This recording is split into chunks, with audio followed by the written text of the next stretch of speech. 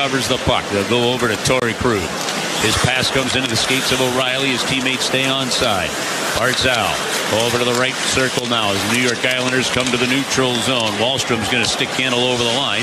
Misses man coming in with Barzal, and the puck going the other way. Saucer to O'Reilly. Hit him in the skates. Chari throws the check on the near side, but the Islanders get it to the far wing. Hold and shoot. Right on goal. Binnington the save with Lee. And a big screen from the New York captain. Binnington still made the save, and he gets back up. Binnington scoops it away. Here's Brock Nelson trying to cut it in. Leddy poked it away. I think he saw that move in practice a few times.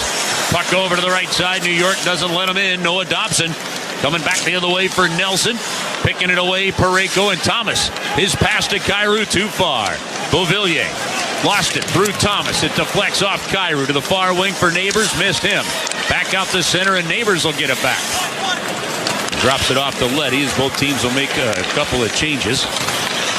It's pretty telling when asked about this line. Craig Berube earlier today talking about Jake Neighbors being the one that's going to make the dirty plays to get the puck. Well, of all the big players right there, he's the most hard-nosed for this head coach. He's the guy that's going to be in there forechecking, finishing every single hit. And when you do that, you're going to be creating a lot of space for your teammate. They get it to Toropchenko to Pitlick, coming over to Bortuzzo, pinching in. Blocked by the Islanders' defense. Here's Toropchenko in the corner. Pitlick again. Cycles on the right side. Through to Bortuzzo. Quick shot. That went through. Missed wide. Far side. Big hit by Clutterbuck. Put on to Mikkola. Brown recovers the puck. Into the circle for Pitlick. Now to Toropchenko behind the net. Trying to pull that one away is Aho. The Blues battle to get it back. Nice play by Brown off the wall. To Toropchenko on the near corner. He's circling. He's got it. Left wing it goes, and it explodes off the stick of Tarasenko into the corner. Bortuzzo's going to drill into Aho, and the Blues have it down out of the corner. It's Barbashev. His pass to the blue line for Mikkola. Kept in and thrown in behind the net.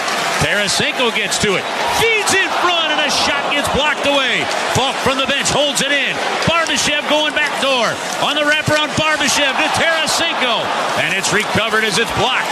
Back from Buchnevich to Falk. Now to Leddy to Buchnevich. Top of the circle. The crowd wants this one in the net. Far side it goes. Falk coming through with it, and a pass gets blocked away. They felt the scoring chance coming, Joe. Here's Barbashev moving it in. New York gets a wholesale change right there. What a terrific setup by the Blues. Over to Pelech on the far wing. Checked by Barbashev. New York will break it out. Parisi coming in with a 2-on-1. On his backhand, his shot hits the side of the net. Broken up by Falk to the far corner to Leddy. Both grew up in Minnesota. They get it ahead. Neighbors to the middle. Kyrou shooting. Sorokin the save. And a puck back to Kyrou off the rebound. Kept in by Bortuzzo. He goes to Thomas on the near side. Great play to keep it away from Pelech.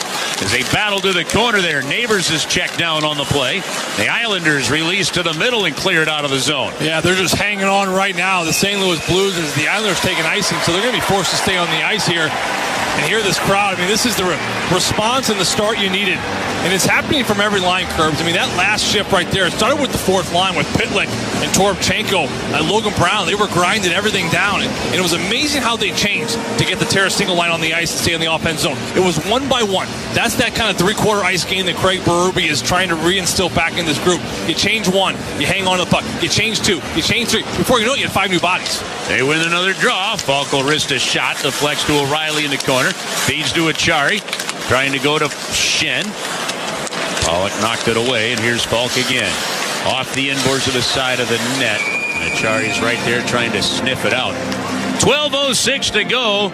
Good pressure by the Blues, and it's been 5-on-5 hockey for the first 7:54. Back in a moment, 0-0 the score. This is St. Louis Blues hockey. For a hole in your roof or a whole new roof, Frederick Roofing, 645-2000. 88,000 satisfied customers since 1929. Frederick Roofing, 645-2000.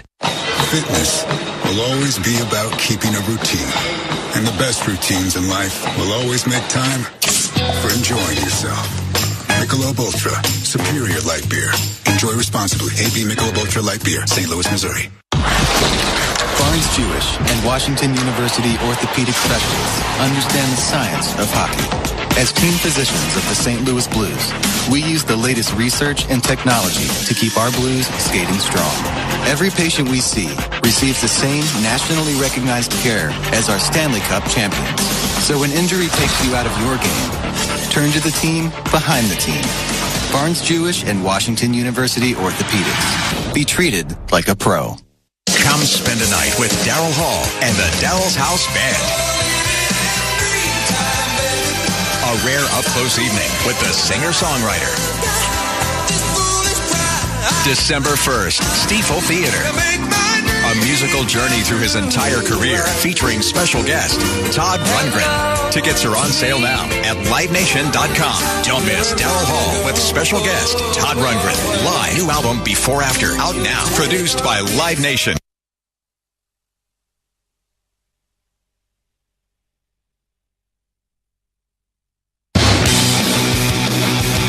Enterprise Center. 12:06 to go here in the first. Great start here for St. Louis, out shooting the New York Islanders 6-3, and a lot of offensive zone pressure and a couple opportunities they have left slip away, and that's what this team is trying to get away from. You had Jordan Cairo on a breakaway. He shoots that wide, fall from the outside, as well as Bortuzzo. Both clear lanes to the net, both sailed high. So it's still an issue here for St. Louis. They're trying to correct it right now. Turn the mic on, Chris. Rule number 1 of broadcasting. Puck comes into the Blues zone. Back to get it is Achari and O'Reilly. Clears it ahead. Parayko leads the jump over the line, and it just slowed down and bounced behind Shen, so he ends up in offside. Hey, Hot Shot Sports Bar and Grill's been a proud home for Blues fans since 1990. They are an official partner of your Blues. This is where you go to watch Blues games. Swing by any of their 10 area locations on Tuesdays, especially for Ticket Tuesdays, where they'll give you, at least you enter a drawing, to win a pair of Blues tickets at every Hot Shots location during Tuesday's Blues games. Get all the details and see the specials at hotshotsnet.com/blues.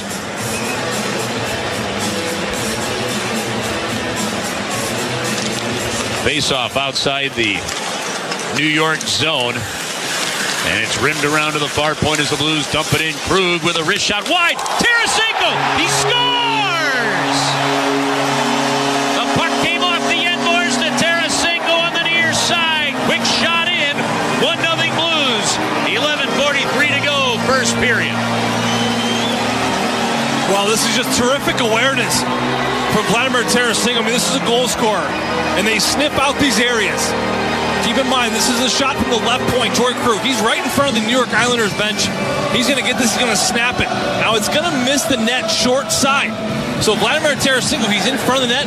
He actually sneaks to that right side, almost anticipating a rebound off the left pad or a shot wide. Gets a perfect redirection right off the yellow dasher behind Sorokin, and he just one-touches it right off his offside. Beautiful shot just underneath the bar as Sorokin got over in time, and there was one area for him to score that goal.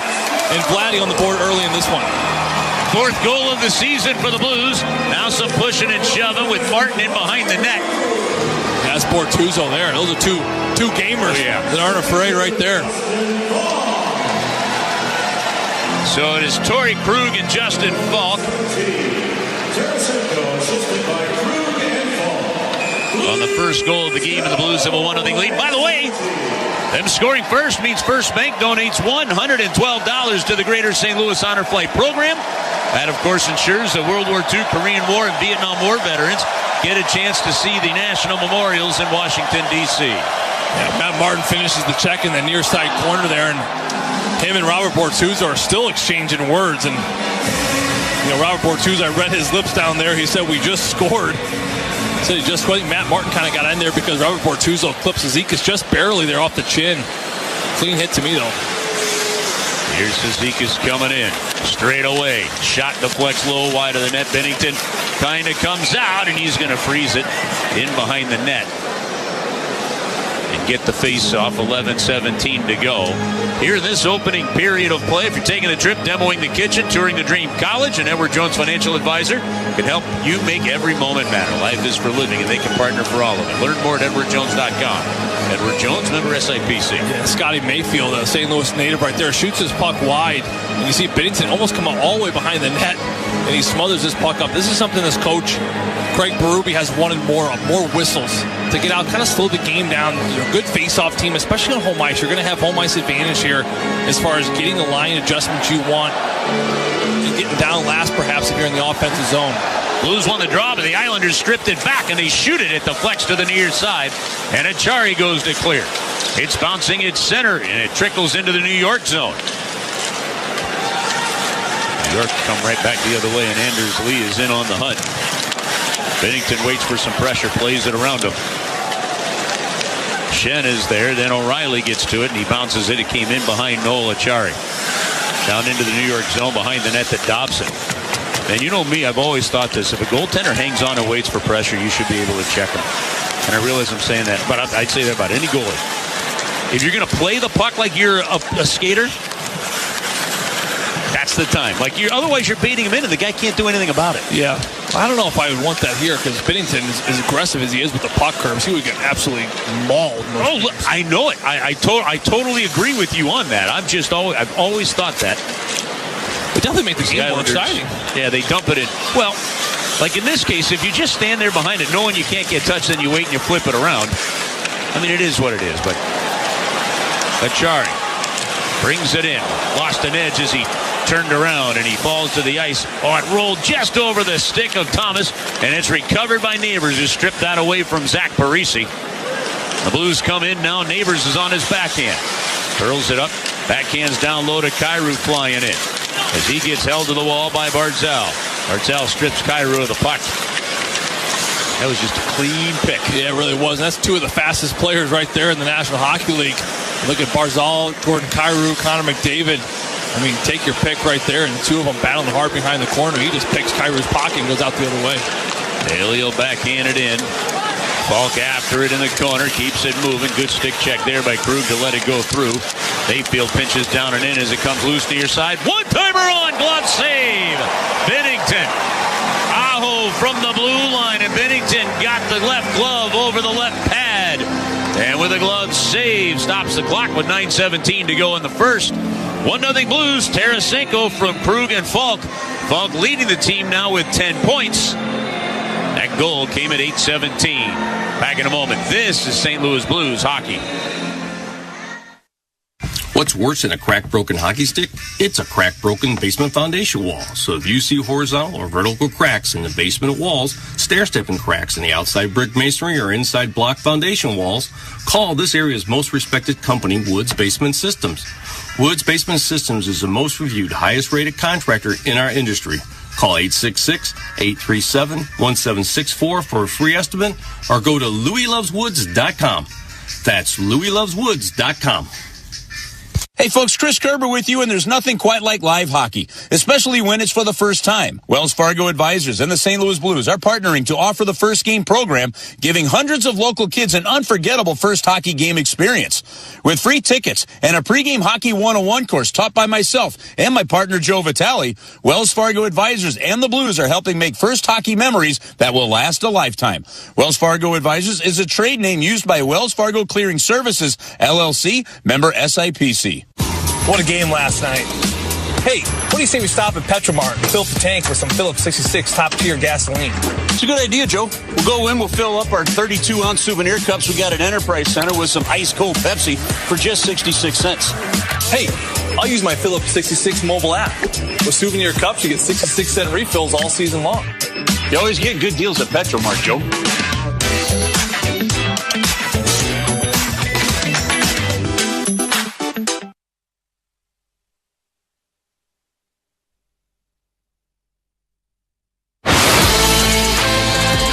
9:17 to go here in the first. Blues up 1-0, and one of the players the Blues really got to keep an eye on, Curves, the guy we just saw there and stripped from Jordan Kyrou and Matthew Barzal, a young man who signed a great contract over the summer, one of the fastest, most electrifying players in the National Hockey League for the last 3 seasons, and he's still left without a goal to start this year, although 10 helpers, and he's going to be interesting. Tarasenko draws a tripping penalty from Wahlstrom. He's going to skate over to the referee, Furman South, and say something too, but Tarasenko has scored a goal, he's drawn a penalty, and now the power play that has goals in 3 of the last 4 games. will go to work. Well, people have talked a lot about, Coach Craig Ruby's talked a lot about Noel Achari being someone who has not disappointed all season long. To me, it's number one, him, and then definitely Vladimir Tarasenko, number two. And it's not only the point totals, but it's the drawing the penalties, it's the physicality, the smoking hits, the heaviness in the corners. Number 91 has certainly brought it since the very beginning of this season as well. He has 8 points now in 9 games played. Here's Krug bringing it out. Torrey Krug on the power play, brought to you by Ameren, Missouri. Thomas Barbashev, Tarasenko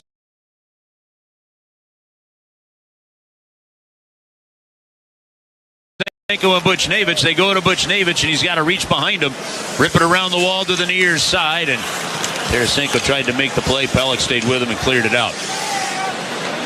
Again, Torrey Krug from the left to the right brings it up to Robert Thomas. He's got the red line. In over the blue line goes to Buchnevich, and Thomas sends it back to Krug. Right circle to Tarasenko, finding Barbashev at the goal line. To Tarasenko to Barbashev. Skates it from the goal line, feeds it way out high to Tarasenko, back to Barbashev. Tried to shovel it over to Thomas. He fanned on it. Thomas gets it behind the net. Tarasenko to Krug. Challenging him was Adam Pelech. Blocked that shot to the corner, and it goes to Thomas in behind the goal. Shielding it with his body, sends it up to Krug. Krug coming back to Thomas. He's pinched out high. Quick pressure by Parisi. Goes to the goal line. Barbashev to Tarasenko. And as he lifted it high, Sorokin tried to pop into the net, lifted the net up. There's 41 seconds to go in the Ameren, Missouri power play. Blues will make the change and bring Ryan O'Reilly on the ice with Jordan Kyrou, Braden Shen, Justin Falk, and Jake Neighbors. Well, that was the look they were looking for. They kept moving it around the horn, looking for a back door, and finally Ivan Barbashev on this near side. He's going to sneak it across to Vladimir Tarasenko right on his tape to tape, but Scott Mayfield comes out with a long stick. It's a piece of it and a long shin guard right on and deflects it up into the netting. Couple of great battles by the Blues to hold it in, and Kyrou pulls it out of the skates of Pajot. Leads it up to the blue line here for Justin Falk, who's leading the team with 10 points. Shen will take a shot, and that's blocked right in front of him, up over the glass and out of play. Well, the Islanders have one of the best kills, penalty kills, that is, in the National Hockey League, and one of the biggest reasons for that is Kerb's blocks. We saw Torrey Krug get a shot blocked. Vladimir Tarasenko just had his blocked by Mayfield, and then Braden Shen coming down the gauntlet right here has his shot blocked as well. That's 3 blocks in just a minute and 36 seconds of kill time so far to start this game. The Sea Lion bit on the board makes me laugh. Look at animals. Islanders win the face-off. Pajot's going to clear it out. 21 seconds to go on the power play for the Blues. First power play of the game. If they get a power play goal, Ameren, Missouri donates $500 to the Power Play Goals for Kids program, helping kids achieve their goal. Kyrou's going to bring it in, rim it around. Down along the wing, Neighbors scoops it back to Kyrou. Keeps it along the boards, but the referee's in the road. The Blues look for a seam somewhere. Kyrou trying to stick handle out. It started to retreat with the power play ending. Yeah, O'Reilly needed to get off because they were going 5-on-5, and Kyrou thought he was coming over to the point. So he moves into the point as O'Reilly goes to change, and the puck's out of the zone. Blues dump it in. No draw on the power play. So the Blues keep the 1-0 lead. Logan Brown. Nice pass, far wing. Leddy in front looking for the deflection. It bounces back to him behind the goal. Comes to Parayko. He bombed it on, and a save made by Sorokin. Here's Pitlick in the corner now to Toropchenko. Brown trying to come in and help out, but it's pulled away by Dobson, who skates to the right side. He'll clear up the middle of the ice. Nice play by Brown to force Wallstrom off the puck. Blues in transition. Toropchenko backhanded that one in the middle, and it's coming out. Blues retreat. Islanders enter the zone. Bailey shooting, save made. Rebound went to the stick of Barzal. He fanned on it, and it's back to the right point. Now to Pelech out high. Coming from Palmieri to the far circle they go. Bennington makes a nice save. And a Blues battle for the puck. Barbashev cleared to the neutral zone. 5:50 to go, opening period. 1-0 Blues. Kyle Palmieri works it in. All the way around as he's centered. Tried to put it on Parisi. What a shot. Bennington stayed with it. Through the legs, Parisi with another shot on, and Bennington denied that one as he never gave up the post. Yeah, 3 saves in a row. 2 for Parisi and 1 for Parzala. Back to back quickly on that left side of the net. Bennington flips it over to the far wing. Mayfield drives it in front. It hits 2 skates. Loose on the near side. It's blocked to the line. Kept alive. Aho down to Mayfield. Wrist shot. That one hits Barbashev. Stung him off the knee. He's had 2 shots blocked. And he says to the referee, I can't move. He actually shook his head. Let's hope that was just a blocked shot. Maybe he didn't turn his skate in a rut, Joe. No, I don't know what happened there. It was a wrist shot, so it wasn't like a full-on slap shot. So to me, it looked like one that maybe just pops right back up for him, but he has not moved since he stayed down. Now he's back on his knees. Yeah, he shook his head to the referee, Joe, to blow the whistle. And now Ray Bareilles coming out, and hopefully we'll sort through this as we got to take our final break of the period. 5:09 to go here in the first. Barbashev on his feet, Blues up 1-0. Hopefully we have better news for you when we come back. This is St. Louis Blues hockey. I'm Eric Church. Step inside my world. My musical influences, close collaborators, and the stories from my life, on and off the road. Springsteen. Really shine a light on who those outsiders are. It's the people that are authentic. All you gotta do is put a drink in my hand. Eric Church, Outsiders Radio, always in the SXM app, and for a limited time on Channel 61, starting tomorrow. All outsiders are welcome here. Historic hockey moments. February 7th, 1976, Toronto Maple Leafs captain Darryl Sittler dominates at home in an 11-4 win over Boston.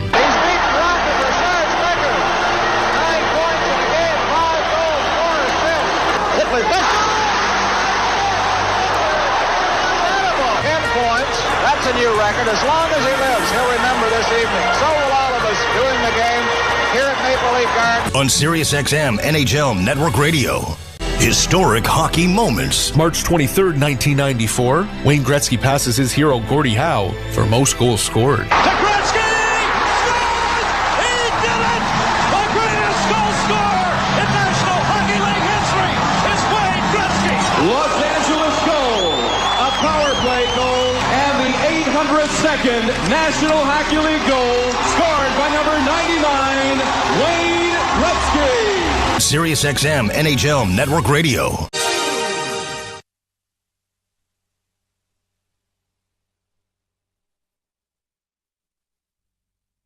5:09 to go here in the first. Had news Ivan Barbashev going down right before the break. Kurt hit him in the right side of the knee, right side of his right knee to the outside. There's not a lot of padding there on that outside. Again, it's a wrist shot. This to me is going to be a stinger. Now, Ivan Barbashev did go down the tunnel. He is in the locker room now. There are 1 short on the bench. But if I would imagine we see him before the end of this period, and definitely by the second period, based off the severity of the shot. But again, you never really know. The side of those knees, the pads are mostly in the front. And he clipped him right on the right side of that kneecap. But you're right, he dropped down, looked at the referee right away, needed a whistle, and hobbled off. Yeah, they just moved the sticks back in. There he is. There he is. He's back. You know why? He's a hockey guy. He's a hockey guy. He's one of our favorite hockey guys from the broadcast booth standpoint. Right? We're going to sell a bunch of Ivan Barbashev jerseys. Yeah, that's one of those right there where players, giving it to him. Saying he's milking it right there. Here's Thomas into the New York zone. Spins it over to Kyrou. Backdoor! What a shot on! Save is made by Sorokin as he denied Neighbors right on the doorstep. What a save by Sorokin. Well, Kyrou thought it went in. He was looking at the referee throwing his arms up. Thomas is going to button up. He's going to find Kyrou right through the seam. Kyrou is then going right back to Jake Neighbors. It's a backdoor tap, and what an unbelievable save from a goaltender who is playing just about as confident as a goaltender can be playing right now. 3-0 in the last 3 starts. He's made some beauties early in this one. This one's definitely going to be the best of them all. Again, Jake Neighbors, backdoor, giant in the spot, wide open. It's a tip on his offside. Sorokin gets over with the pad. It's sitting on the goal line, curves, but does not cross. Crazy. Yeah, and then as his right leg slides over to the post, it actually bumps the puck away from the post instead of into the net. Just insane. But you You're getting chances, and that is something the Blues talked about here over the last couple of days. Well, and they're hitting the net. Those are the ones right there where maybe Jake Neighbors, instead of not hitting a pad, maybe just sails wide.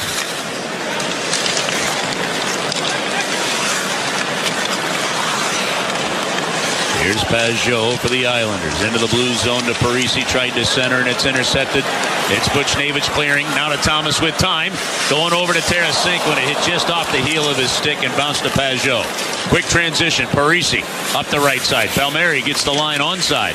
They bounce it down to the corner to Zach Parisi in his 18th season in the NHL. Played it to the near point. His man wasn't there. He was trying to find Alexander Romanov. It's coming out now. Brock Nelson will dump it in. Letty after it. Beauvillier on him. Deny in the middle of the ice. O'Reilly as that puck goes to the corner and the two captains bump. That's Anders Lee and Ryan O'Reilly. Now to Brock Nelson. Over to the near wing it comes. Romanov with a shot. Hits a stick and goes high. O'Reilly gets to it on the far wing. Clears it out to the neutral zone. Shen got it in. Over to Achari. And O'Reilly's there. Nice play to Letty left point. Into traffic. A shot gets knocked on and it's steered away by the goalie to the corner. Shen after it. Achari tying up Lee. The Islanders released to the middle of the ice. They tried to spring it out. They get it ahead over the line. On the near wing. Quick shot on Beauvillier. Put it right to the goaltender. Binnington was ready. It's back to Aho. His pass and out high. Deflected by Achari to the near side. Barzal to Aho. Shot on. Sliding save. Binnington. And that puck back in behind the net. Letty after it for the Blues. Off O'Reilly out to the red line and he chips it in. That is called respect for a veteran. He hadn't quite hit the red line, yeah, but they let it go. I hear you. Those are the ones where the rookies maybe make that play and they call an icing and bring everyone back. That was Jake Neighbors. That's an icing call. Yeah, he was about 2.5 feet short, but you're absolutely right there. Here's Bailey in front of the penalty boxes for the Islanders. Well, and good on the linesman not to make that call, Kurz, because you see it sometimes where maybe the guys try to get the line, and that's where a lot of kids get injured, believe it or not. Blues get it in. Trying to pass across ice was Thomas. That's blocked away. New York will clear it. Bailey, long pass from the zone. Now over on the far side. That one coming off of Wahlstrom. Just short of the red line.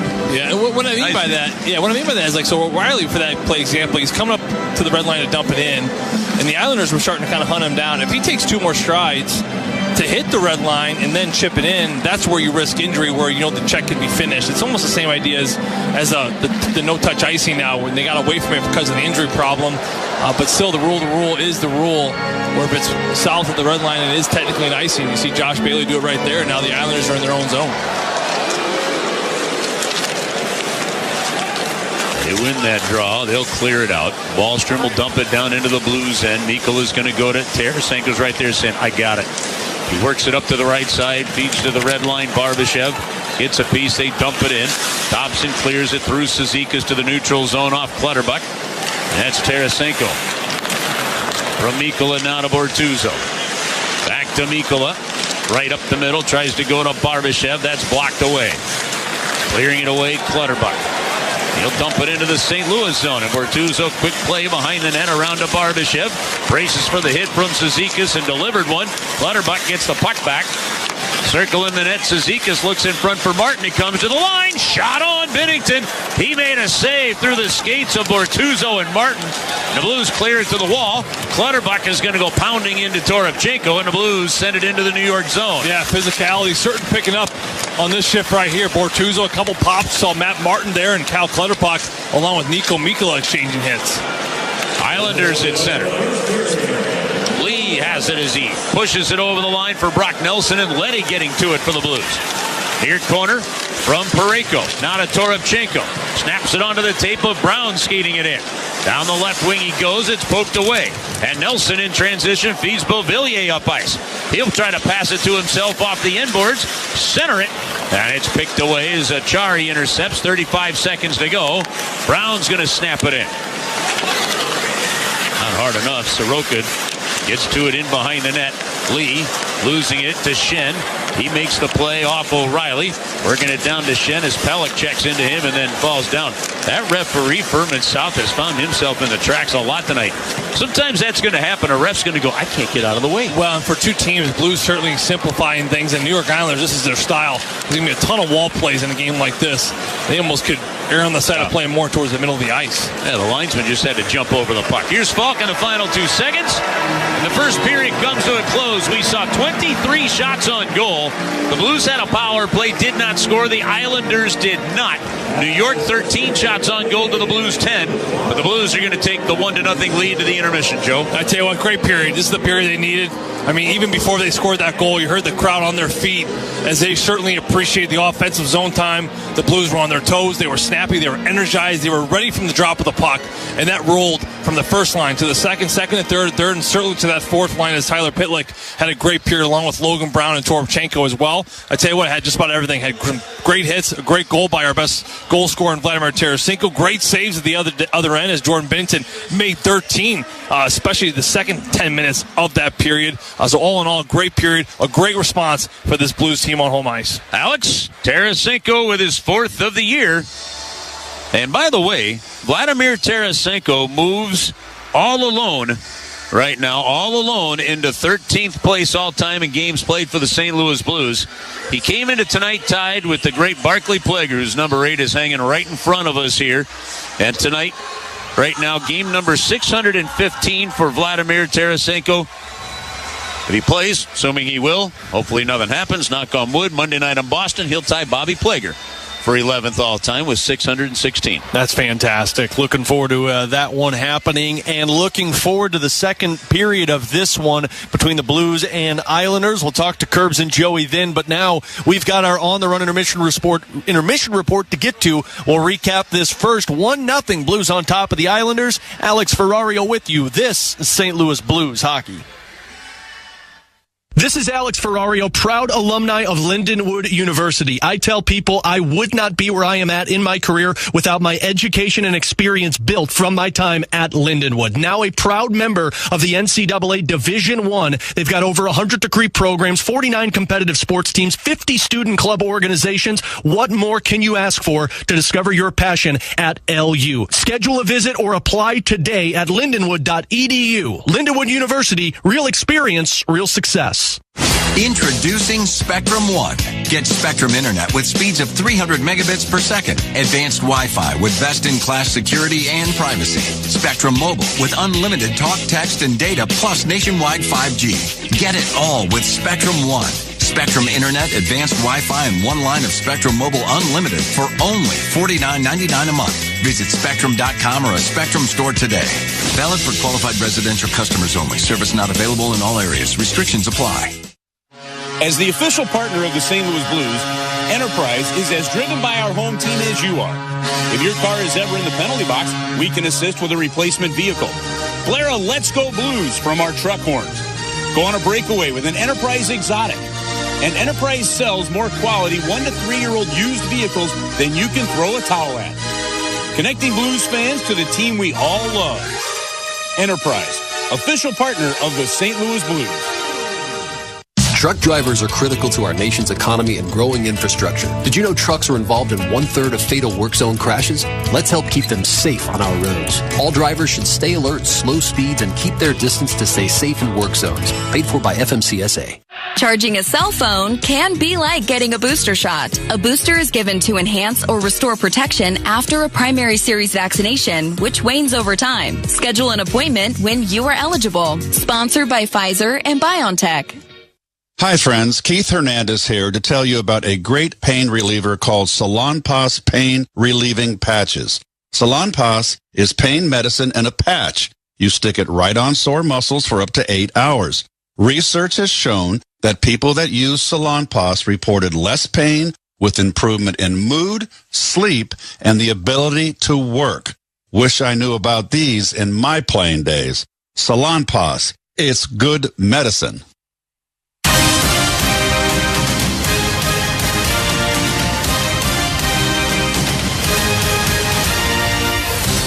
Circling. He's got it. Left wing it goes, and it explodes off the stick of Tarasenko into the corner.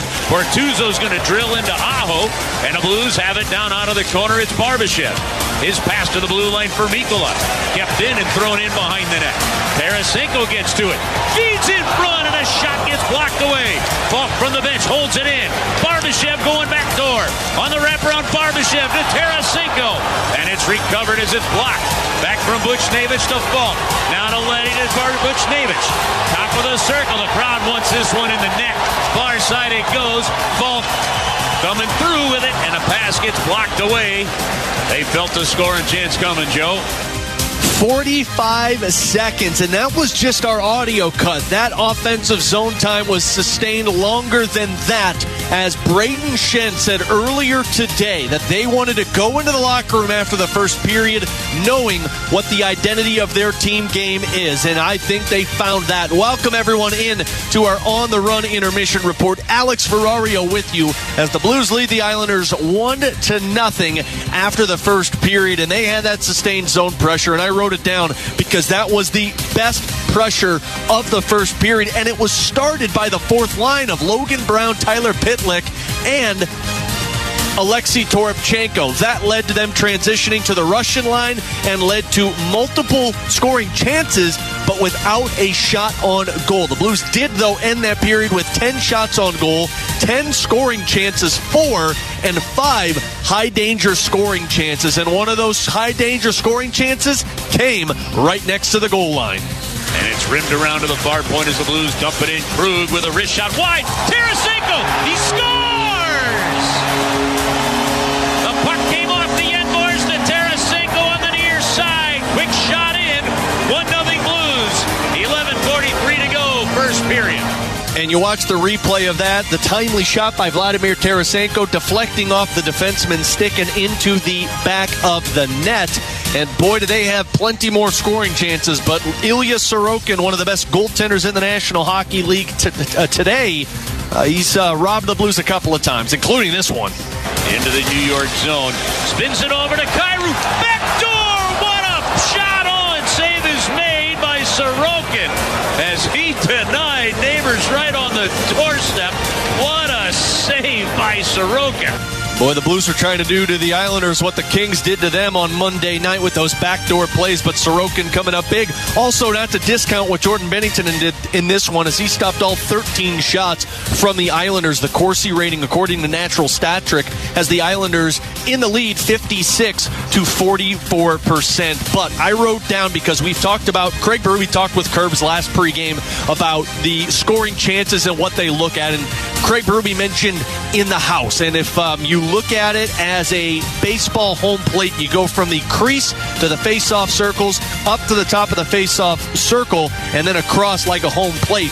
The Blues had 4 shots on goal in the crease, and then that 5th one coming below the goal line by Vladimir Tarasenko. So the identity, the scoring chances, the chemistry, it was all there for St. Louis in the first period. 1-0, that is our first period recap.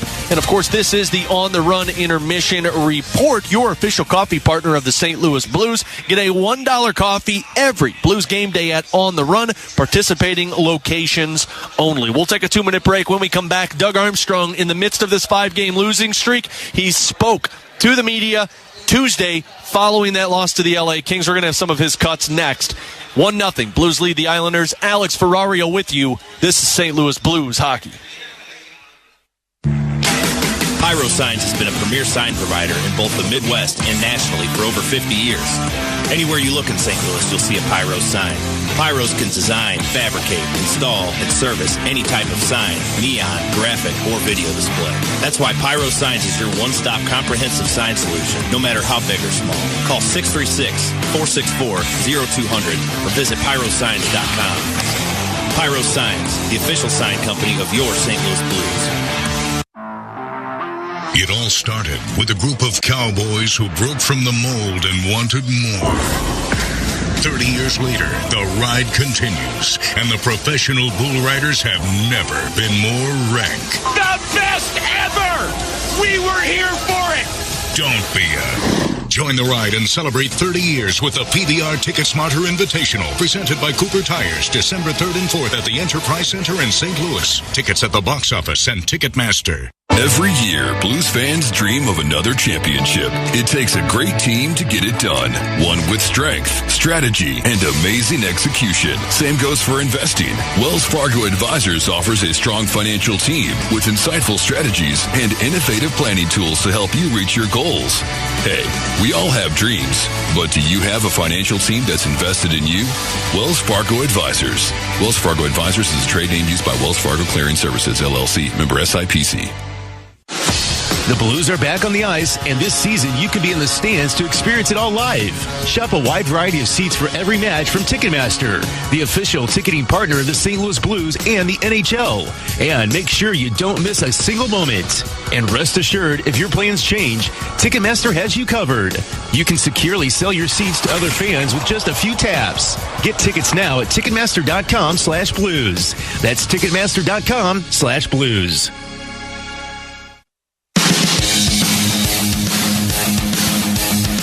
We're back with our On the Run intermission report. Alex Ferrario with you. 1-0 Blues lead the Islanders after a Vladimir Tarasenko goal in the first period. Second period starting in about 7 minutes. But now we get to our Know Your Blues segment.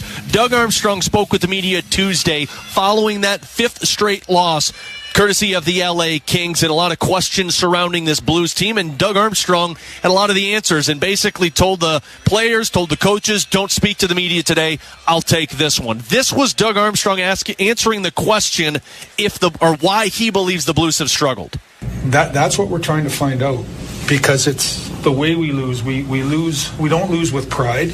We expose our goaltenders. If you look at our goaltenders the last 3 or 4 games, there has to be at least 2/3 or 3/4 of the goals are backdoor tap-ins. That's not on the goalie. The goalie has to face what he faces. But so we're not competing at our net. We're not competing at their net. We seem extremely easily frustrated, and I think the competition builds off of our body language. When we don't score, we have a group of guys that believe, I can't believe this is happening to me, and a group of guys that believe that they're not part of the problem. When in reality, we're all part of the problem, starting with me. But we all are part of the solution, too.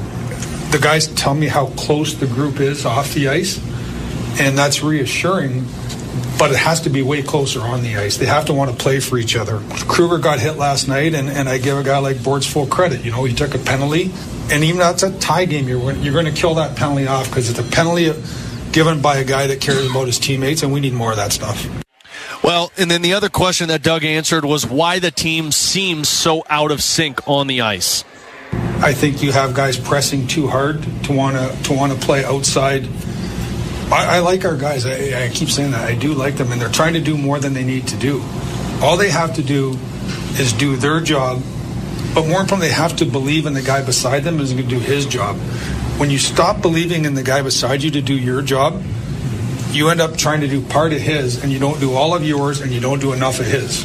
And so then you're where you're at. So I think right now what we have to do is just get back into doing our own jobs to the best of our ability and trusting the guy beside us. Right now, what happens when you get into these things is the guy wants to pass the baton off to the next, like, it's my bad, I'm going to give you to you, so no longer it's my issue. So they're passing bad batons off to each other and then pulling self, saying it's not my issue. And that's what I talk about when I say that some of the players are looking, saying, I can't believe this is happening to me, and some of them are saying it's not my issue, when in reality it's all of our issue. And the way we're going to get out of it is together. And that was as much, that was the meeting today, is together we're going to get out of this. It has to happen, because you don't have to say what happens if it doesn't get out of it.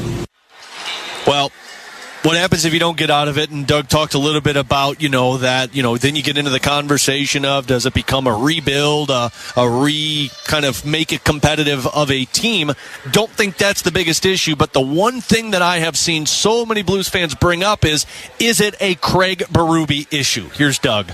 And one of the things I told the players, that if this continues, in my 30 years of watching the NHL, it's going to be okay. Well, then what happens? The coach. Well, I told the players the coach is not going anywhere. because the coach came from the American Hockey League, where he coached young players and made them better, and he coached veteran players and made them win here. So he can do both. He's going to be here, and I don't say that as a threat or anything like that, but I believe in the coach. I believe in the system, and this isn't a system issue. It's a competitive issue. So Doug Armstrong kind of putting out the flames of the struggles of this Blues team, and it seems to have paid off, at least in the first period, against this Islanders squad. That's our Know Your Blues segment. We'll take a break. We'll come back, some score updates around the NHL, and then we'll start the second period. 1-0 Blues lead the Islanders. Alex Ferrario with you. This is St. Louis Blues hockey.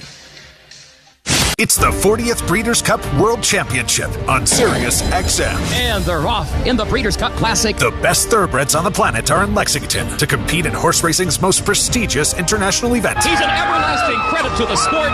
American Pharoah has belted a Grand Slam.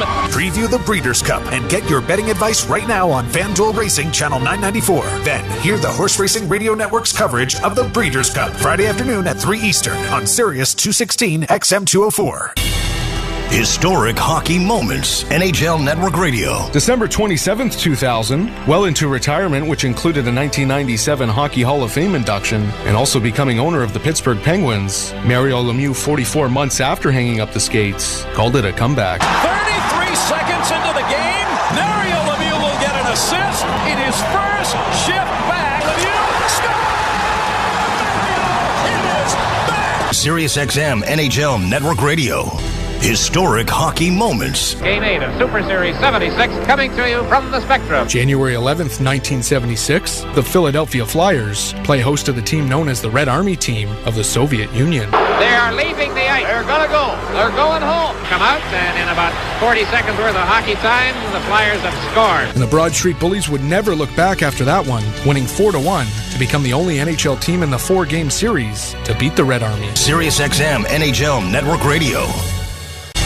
Historic hockey moments. October 15th, 1989, the Great One passes his childhood idol, Mr. Hockey, for most points scored. Gretzky has 1,850 points. The Taylor to Gretzky, he scores! He's done it! Wayne Gretzky, the Great One, has become the greatest of them all! Ladies and gentlemen, Gordie Howe. A super young man, a great hockey player who shares in everything he does, and congratulations. The hockey history continues on Sirius XM NHL Network Radio. Time here with our On the Run Intermission report as we hit our Enterprise Rent-A-Car Drive Around the League, proud hometown partner of your St. Louis Blues. The Golden Knights up 5-3 on the Senators headed into the third period. A 1-1 score between the Capitals and Red Wings. And the next opponent for the Blues, the Bruins, on Monday night, they're in a 1-1 tie with the Rangers in the second period. Before we start the second period here between the Blues and Islanders, let's pause 10 seconds for stations to ID. This is St. Louis Blues hockey. Everything is better on ice. Goes his way in. Provo cuts in and scores! Sirius XM NHL Network Radio. And Chris Kerber, earlier today after the morning skate, Braden Shen said he wants the team to go into the locker room after the first, knowing what their identity is for the rest of the game. I think after that first period, we've seen it. Yeah, look, you're not going to... You know, you can see the iceberg coming, and you're still not going to stop the Titanic. You just want to avoid the catastrophic part. And Joe, that was a good first period. Someone may look and say, okay, Binnington had to be good. You allowed 13 shots on goal, but you got to start piecing this thing together. Well, you got to start chucking away at this thing one by one, period by period, bit by bit, and you have to be happy and satisfied with that first period. But this is where this veteran team, they got to step up to maturity just a little bit and say, okay, although a good 20, we got to turn that 20 into 40, and ultimately 40, hopefully, in as close to 60 as possible, because we've seen this team have good periods. Don't question that one bit all season long. We've seen good 2 periods, good 1 period, but the key is to play as close to 60 as possible, and we'll see how things get rocking and rolling here. Islanders get it in off the opening draw. Palmieri shoots it. Bennington the save. Swatted away by Krug. Dobson deflected in front. They score. So just as we talk about it, 14 seconds in, Islanders throw it to the front of the net and deflect it in. We're tied 1-1. Second period of play. Well, it's kind of the same old woes here. Outnumbered right in front of the net. You got Palmieri, you got Parisi. They're kind of hanging around. Pajot right there as well. This is going to be an innocent shot from the outside by Palmieri, and he's going to get it back to Robeson. He's going to chuck it right at the net. I believe this may even be a double tip off Pajot and Palmieri. It goes to show you how many bodies right in front of Bennington. It's ultimately going to be Palmieri's goal, but he sneaks right behind Justin Falk. So the veteran ties the game up here early. I asked Craig Berube, what do you need from your 6 defensemen? Didn't even hesitate. He said, pretty simple. Box out in front of the net. Yeah, that's exactly what went wrong right there. Palmieri, I mean, it was a good body positioning by him. He's played a long time in the National Hockey League. He knows kind of how to hunt and get around defenders, and he gets a good body position on Justin Falk and kind of sticks out his rear end, uses that as some leverage to keep a little distance from him, and puts it right in the back of the empty net. Braden Shed's coming into the blue zone. Islanders go to kick it away. We're tied 1-1. Remember, against Nashville and against Montreal, the Blues had leads in both those games. Moving in on the forecheck, Achari. Aho sidesteps him. Nelson tries to toe drag it out in front. He falls down. Wanted a trip, didn't get it. And this one's cleared to the neutral zone. Pushed in behind the net, and Bennington. He's there behind the goal. Leddy has possession for the Blues from the right to the left. 18:51 to go. We're in the second period. Islanders have just tied the game up. First rush up ice in. 14 seconds in. Nice play by Adam Pelech to keep a pass out of the zone. It's brought by Wahlstrom over the line. Barzal down into the corner, looked for Bailey, but it's blocked and cleared by Thomas. Ryan Pollock knocked it away, and now it's to the near side. Kyrou waiting for it off the wall, spins it, but doesn't clear it. It's back in behind the net. And then Bennington gets run into, going in behind the goal by Wahlstrom. Yeah. I think it's dinged up a little bit. No call on the play. No response really either. He gets chopped on the foot by maybe one of the Blues defensemen. Krug, right side. Falk. Wrap around. Looking for it. Kyrou. Missed a skate in front. Nice play by Neighbors along the wall. Gets to it inside on Bailey. Kyrou holds it along the boards, and it's pulled away by Pelech. Pelech throws on the brakes. Kyrou flies right by. You see that move in Top Gun, the movie. And the puck coming to the near side. Barzal enters the zone. Brown nearly took it. Islanders have way too many men on the ice. And a linesman is hurt as well. He went down. Yeah, Matt Martin clipped him trying to change. How is that not too many men on the ice? I think they're giving him a benefit of the doubt because the linesman got tangled up right there, and I think they're probably looking at that as interference. I couldn't tell if they interfered in any players, but there were a boatload of them out there. They had 2 guys well beyond the 5-foot range in front of that net. 17:14 to go. We're tied 1-1. I think that they looked at it like, well, a linesman got in the way, so you can't maybe possibly, man, what a hit there. Clutterbuck. Woof. Clutterbuck just blasts in on Logan Brown. And now a penalty for tripping coming up against the St. Louis Blues. So an absolute botchery of too many men on the ice by the referees. And then the young one sees the trip. St. Louis 77-2 is for tripping. Yeah, he's going to trip Matt Martin here, Curbs. And it was a huge hit by Clutterbuck right on Logan Brown. And Nico Mikula jumps right in there as well. Matt Martin's going to be in there to kind of clean up, be the third man in after that powerful hit. Nico Mikula's going to get a stick right between Matt Martin's legs and kind of cork him open like a can opener. And that's going to cause a trip. It's a good call on the play. The Blues are facing their kill for the first time here tonight. 4th penalty of the season taken by Nico Mikula.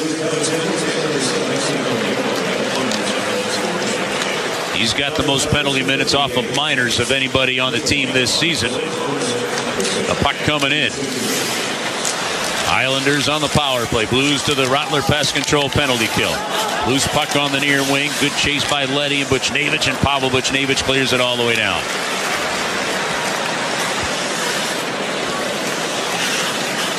Three and a half gone, second period. We're tied 1-1. Blues on the penalty kill with Bortuzzo and Falk. Thomas and Toropchenko penalty killing. Barzal on the wall. To the goal line. Quick feed in front for Lee. Great stick by Falk. Blocked it away. Kept alive far side. Barzal from Dobson. Return to Barzal. Into the slot. Looking for Palmieri. He was alone. Deflected it wide. Kept alive by Dobson out high. Quick pass, one-timer on. Rebound bounces over the stick of Barzal on the far side. It's out of the zone. Yeah, the Blues killers need to get off too. You see Bortuzzo starting to gasp for air a little bit. They can't get a change. They don't. They get Zach Parisi on. Up to the blue line now. Dobson with Parisi going to the front of the net. Islanders on the power play, another 34 seconds. Here's a shot, save. Puck stays loose. Binnington gets bumped into by the Islanders and falls back into his own net. And we're going to get a cross-checking penalty called here by Furman South. Yeah, this may be actually on Toropchenko. It's going to be on Toropchenko. 2 minutes for cross-checking. And Ryan O'Reilly is going to come over. Well, you know, it's the right call. I hate it, but it's the right call. I mean, Pajot's right there. He's just trying to clean up a rebound. He gets hit heavy from behind. Now, I don't think Toropchenko should be in the box. It was a bit of a love tap to me, but, you know, certainly Pajot shouldn't go in the box for this right here. Binnington, that's the second time he was hit violently in this period. Remember, it was the Wallstrom connection right behind the net as he was playing that puck.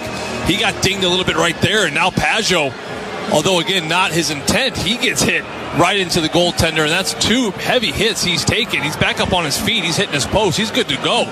But it's been a physical one for the goaltender. So now it's a 5-on-3 for 28 seconds, and the Blues try to kill this to keep the game tied 1-1. O'Reilly battles for the faceoff, knocked it to the wall. Islanders, Dobson keeps it alive. Parayko and Falk with O'Reilly defending. Puck up to the blue line to Barzal. They bring it in. Far side it goes. Now straight away. Dobson back to Barzal. Far wing, one-timer. Sliding save. Binnington. I'm going to tell you, at some point in time, Joe, somebody pokes the goaltender, and I'm going to take Craig Berube's term. Someone wearing a blue note needs to take some skin. Yeah, I tell you what, he backs it up right there with the beauty of a save right there. New York Islanders 5-on-3. Barzal is going to hold on to it. He's going to take his time with it. Eventually, he's going to find Palmieri on that back door. Beautiful pass, beautiful shot. Palmieri gets all of it. It's going to clip Jordan Binnington's right rib cage there to stay out. What a save. Islanders win the faceoff. Quick pressure out high by O'Reilly. Final 3 seconds of the 2-man advantage. Barzal into the circle. They go rink wide. It's stolen away by O'Reilly. Oh, and he tried to spring. It's in. Islanders shoot. They score. It'll end up being a power play goal. The Islanders take a 2-1 lead. Just a great play at the line by New York to hold it in. 14:54 to go in the second. Well, Noah Dobson is a defender that makes his whole play. The 5-on-3 expires. Nico Mikkola out of the box. At the same time, Ryan O'Reilly in his own defensive zone, he gets this puck, he picks his head up. Nico Mikkola's got a breakaway. And Ryan O'Reilly tries to fish it to him. And that's where Noah Dobson's going to step right in front of it to keep it in the zone. Be it at that as well. Keeps it in, intercepts the pass, and the New York Islanders do the rest. As you're going to see Brock Nelson all alone on that back door, and you see the captain just shaking his head in disbelief. The play was there. He wanted to make the right play. Just a heck of a play by Dobson there on that backside. Ivan Barbashev knocks down Clutterbuck on a real good hit. Now Martin checked into by Falk. That's just how it goes when it's going this way sometimes. Falk over the line. Tarasenko in. Cuts it to the middle. Tries to go around Pellet. Stays in on the road and locked it away. Martin makes the play off the wall. Barbashev again in on Clutterbuck. Bumps him to the boards and forced it in. Great battle along the boards by Ivan Barbashev. Puck cleared to Clutterbuck in the neutral zone. He chips it in. Falk slows down Clutterbuck, and the puck slides slowly over to Leddy behind the net. Moves it up. Kyrou. Knocked it to center. Neighbors gets it back to Kyrou. Walks it in on 3 Islanders players. Pumps a shot wide. Neighbors retrieves the puck. Now it's coming back to Mikkola near side. Wrist shot on goal. Sorokin to save as Neighbors moves in front. Boy, Neighbors has some sense, doesn't he? Yeah, and size too. The power to get there as well. And a great shot by Nico Mikkola. Just kind of throwing it there as he saw bodies on that back door. 13:50 to go in the second. Blues down now 2-1. Back in a moment. This is St. Louis Blues hockey.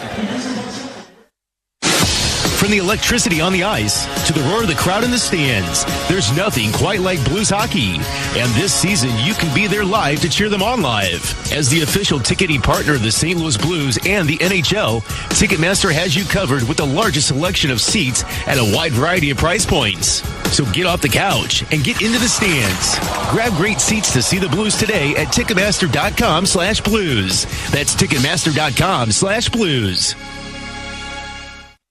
A true Blues fan sees every face-off as a challenge, every power play an opportunity. For you, hockey is life. Wells Fargo advisors get that. They also know you want to win at real life, too. How you invest your money is a big part of that. Let Wells Fargo advisors provide the teamwork and initiative tools to help guide you to your financial goals and dreams. Wells Fargo advisors, proud to sponsor the Blues, dedicated to helping you. Wells Fargo advisors is a trade name used by Wells Fargo Clearing Services, LLC, member SIPC. Get your ice cold Bud Light. Bud Light seltzer here.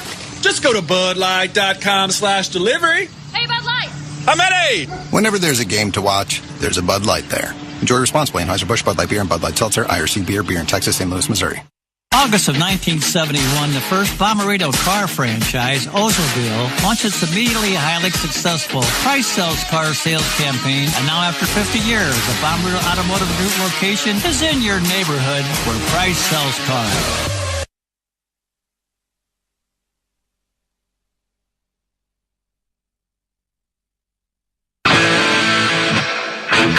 Blues down 2-1, 13:50 to go here in the second.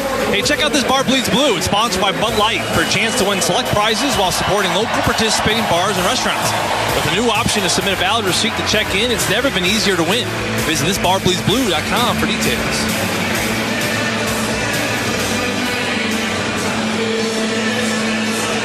$13.50 to go, second period. Glad to have you with us tonight. Blues trailing 2-1. Islanders getting 2 goals in the first 5:06 of this second period to go from 1 down to 2-1 up. Pajot, circle in the net. Throws it back to the far wing. Aho moves it over to Parisi, just missed him. And this one's coming out. Sent by Mayfield right back in, then it took a wacky bounce. That thing bounced right past Jordan Binnington. Yeah, looked right past his blocker, too. You almost got a piece of it. Thomas saucers the backhand of Falk. Great play, knocks it out of the air, fires it in. Coming off the wall with it. Thomas will kick it into the corner. Neighbors have dropped back out high to defend. I'll tell you, one thing still missing, and I'm not sure exactly why, Curbs, is just that sustained offensive zone time. Even that last play right there, Robert Thomas in the offensive zone just comes off a little too easy. And now it's 2-on-1. Bartel, far wing, tried to tuck it in. Save made, they score.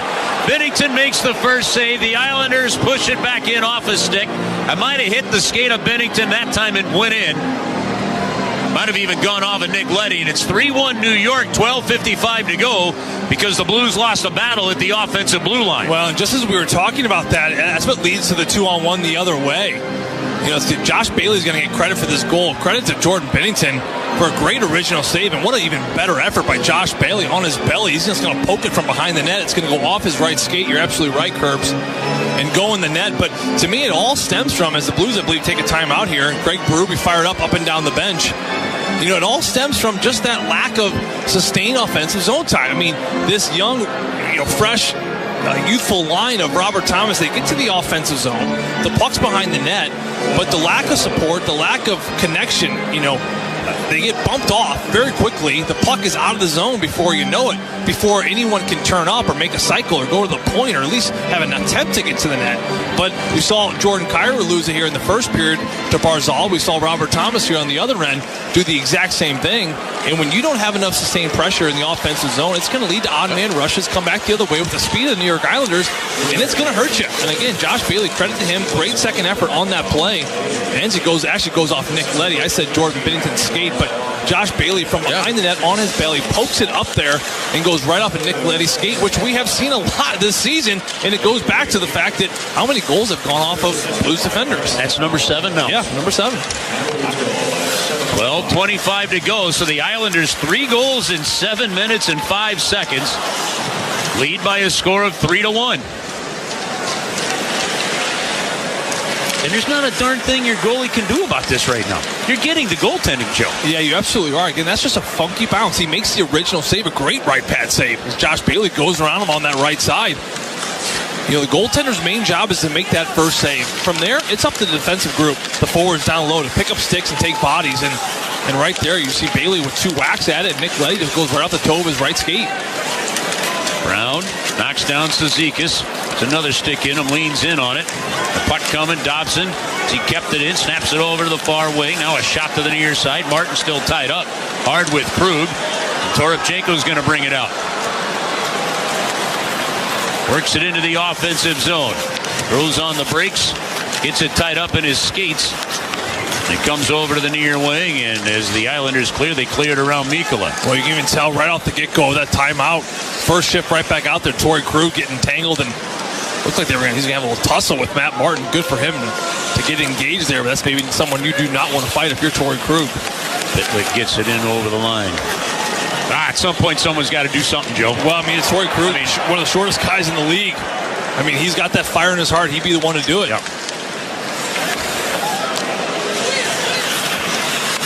Here to the near side. New York will clear it out. 10:52 to go. We're in the second. Barbashev brings it in. Cuts it to the middle, but it's poke checked away, trying to make one last move. And Palmieri coming the other way, in on goal. Shot on, and Bennington makes the save. The Islanders already have 10 shots on goal here in this second period of play, leading 3-1. Well, I'll tell you, Kyle Palmieri makes a heck of a play right here. This is what Jordan Kyrou does so well. You can see how long he's played in the National Hockey League to make a move like that. Comes down this near side wall, working with Colt Parayko. It's a one-on-one. There's never a situation in the National Hockey League that a defender should ever get beat straight up one-on-one, ever. And Kyle Palmieri recognized that, so instead of trying to dance around him left and right, he just used the big body of Parayko as a screen. Toe drags it, brings it right to his inner skate right there, releases it right between the big defender's legs. And a great shot on net, and Bennington with a good shoulder save. Blues dump it into the Islanders zone. Here's Neighbors to Kyrou. Up to the blue line for Krug. It ate him up a bit. He's able to shovel it into the corner. Thomas now to Neighbors on the cycle. That referee just continues to move and get in the road. Kyrou shoots it on right into the belly button of the goalie. You know, I go back to that missed too many men on the ice. It's right after that the Blues take the one penalty, then the second penalty, you end up in the 5-on-3. 10:14 to go. We're here in the second. Blues with 2 shots on goal this period to the 10 of the New York Islanders. Hey, don't let squeaky That's right. Don't let squeaky wipers ruin your drive. Hear it clearly. Upgrade to Michelin wiper blades. Pick them up today at Walmart.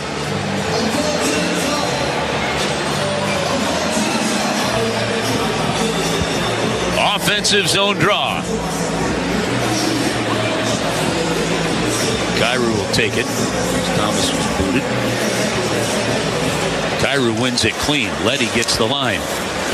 Heinzman took a spill. Been a tough day if you're wearing the stripes, huh? Into the corner it goes. Good play by Neighbors. Kyrou didn't get the wall. The Blues get it back, and here's Kyrou cutting it in. Big collision now in behind the net. Comes to your side. Thomas fires it on. Sorokin to save. Leddy very slow to get up. I didn't see who he ran into back up the ice. It's coming right in past Leddy. Islanders wrap it around. They shoot, and they've scored. 4-1 New York. 9:42 to go here in the second period. Well, it was Nick Leddy curves. He's holding his neck. He removed his left glove. He got popped right in the back of the head. Remember, it was Nick Leddy. He dealt with some concussion issues last year in that Minnesota Wild series. He's coming back to the bench now very slow, but it happened way behind the play in the neutral zone. But the problem with it was, as the New York Islanders were coming up in the play, he was flat-footed. So instead of getting up with speed and coming back with speed, he's now flat-footed, where you're going to see the New York Islanders just come burning down with Brock Nelson on that near side. He's going to go all the way around the net and take advantage of Nick Leddy's flat-footedness, and it's going to ultimately be the captain right in front of the blue paint. One-touch pass, one-touch hammer, right underneath Jordan Bennington's left glove with, again, bodies are there, but no one's picking up anyone in front. Toropchenko coming back the other way with it. Puts it in. Put it on goal. Sorokin with a pad save. So the Blues had a 1-0 lead coming into this period. They're just past the midway point of the period. The Islanders lead 4-1.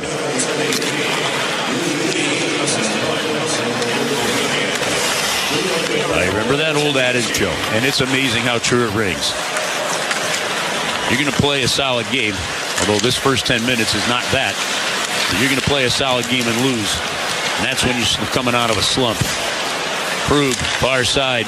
O'Reilly hands it off. Shen over to Mikkola. They can't put it on goal, and the puck coming to the near side. Cleared out from the near corner all the way to the far boards. Torrey Krug has it. 8:51 to go. Toropchenko. His team down 4-1, trying to mount a comeback. Put it to the goal, and an easy glove save by Sorokin. Brown, rather Achari, not to the net in time. 8:44 to go here in the period. And I believe it's time now for our hockey halftime. It is time for the hockey halftime. To get started, though, hey, the party doesn't end the last whistle. Join us in the postgame for the Anheuser-Busch Beer Garden and the Bud Light Sports Pub for the Bud Light fourth period. With discounted beverage and live entertainment, the Bud Light fourth period will keep the party going for up to 2 hours after every home game. I wanted to talk about the Vladimir Tarasenko goal we saw here, the only goal so far for the St. Louis Blues as they are trailing now 4-1. First period, he's at the side of the net, and I talked about it briefly in the post-call right there, but it's something that goal scorers just find a tendency to do very well. And what is that? It's find a space in front where no one's really at, where you just sense that a goal could be coming, or at least a shot or a pass or a redirection. This is a shot from Torrey Krug from the far side wall. He's right in front of the New York Islanders bench. Now, 95 to 98%, I would say, of hockey players in the National Hockey League at any level, when they see a defenseman wind up on that far side wall, where are they going? They're going right to the blue paint. Now, this is an area where the players, the best in the world, in my opinion, the Connor McDavids, the Crosbys, and certainly the goal scorers like Tarasenko, they maybe go to a different area, and you ask them, and they'll tell you the same thing. I don't know. Instincts told me to go here. And it's so funny when they have a response like that, but that goal certainly had it. So instead of going to the blue paint, instead of going to the front of the net, he recognized that Pavel Buchnevich was already taking that spot, already taking the eyes away from Sorokin. So what does he do? He goes on the far side of the net. Now, I would imagine, and again, I'm not a goal scorer, but it could be a far pad rebound that he's looking for, or certainly, as much as the defensemen have missed the net wide lately with the bounciness of the Yellow Dashers here at the Enterprise Center, he comes on that far side. He gets a perfect redirection, but more importantly, goes down on one knee and puts it exactly where he needs to. This is something that Vladimir Tarasenko does on a weekly basis. Certainly he did it in August when the guys were skating. Those pucks between his legs, right around the goal line, those dirty area ones just south of it where you know you have to go under the bar. Putting it on the net from that angle is very tough. Putting it on net under the bar is even tougher, but you know at this level with the goaltending and how good it is, goaltenders will typically slide in time. So not about even hitting in the net from that tough area. It's more about getting it underneath that bar. It's something he practices religiously, consistently over his career. Certainly this summer he did it quite a bit, and you can see how it pays off on that goal right there. Well, it's 4-1 New York Blues to the faceoff in the offensive zone. Falk with a shot blocked off Cizikas. Comes back to Falk, spins it over to Krug. Krug to Falk. Moves it back to Krug on the near wing. Returns it to Falk out high. Martin forcing him away. Comes up to the line. Buchnevich to Falk. Now to Vladimir Tarasenko. Snaps it through to Krug. Krug into the near side. That's Barbashev. Barbashev to Krug, over to Falk, far wing now to Buchnevich. Back to Falk, one-timer on.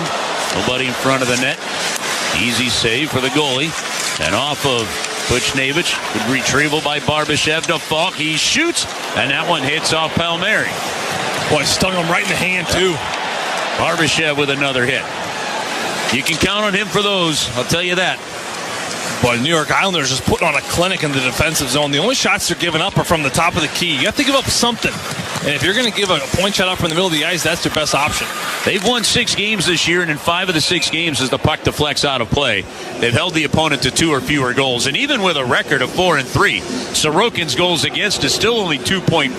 Well, 2.04. And listen, I know Barry Trotz is no longer there, but this is still a Barry Trotz team under Lou Lamoriello, and you can see it right on that little sequence right there. I know for our listeners it's hard to see, but that fourth line of Clutterbuck and Matt Martin, Cizikas, the defenders there with Pelech is as well. I mean, keeping everything to the outside. There's great communication. No one's running out of position. Everyone's just very, very calm and poised in the defensive zone. And really the only chances the Blues had, even though a lot of offensive zone time, was 2 shots from Justin Falk from the outside. 1 a save and 1 blocked. Blues couldn't hold the puck in. Islanders bring it in. Lee shoots it on. Bennington makes the save. 4-1 the score. The Islanders leading. Lee and Mikkel are battling. Just drop and throw him. There you go. And here we go. Lee and Mikkola. Mikkola throwing in a right. Lee coming in with a right of his own. And then Mikkola comes back with one, and they end up going to the ice in behind the net. There's the first fighting major for both of these teams this year. Well, Anders Lee, who just made it a 4-1 game a couple shifts prior, he's going to go right in front of the net. He's going to bump Bennington, and that's where Nico Mikkola, I think, just had enough. He was the first to drop the miss, so he initiated it right there. Anders Lee, not typically a fighter, although he has fought in his career. Chewing on that mouth guard, he threw out some pretty heavy rights. That's a Gordie Howe hat trick for him already in the game. It certainly is, just over halfway through this game. And he drops him, responds to Nico Mikkola, grabs him with the left, throws with the right. Mikkola threw with his right as well. He got him early, but Anders Lee, he responded well with 3 or 4 right at the very end. He ends up getting the takedown. All the Blues players on their feet, slamming their sticks, and the crowd on their feet as well with the applause from those 2 players right there. 7:15 to go.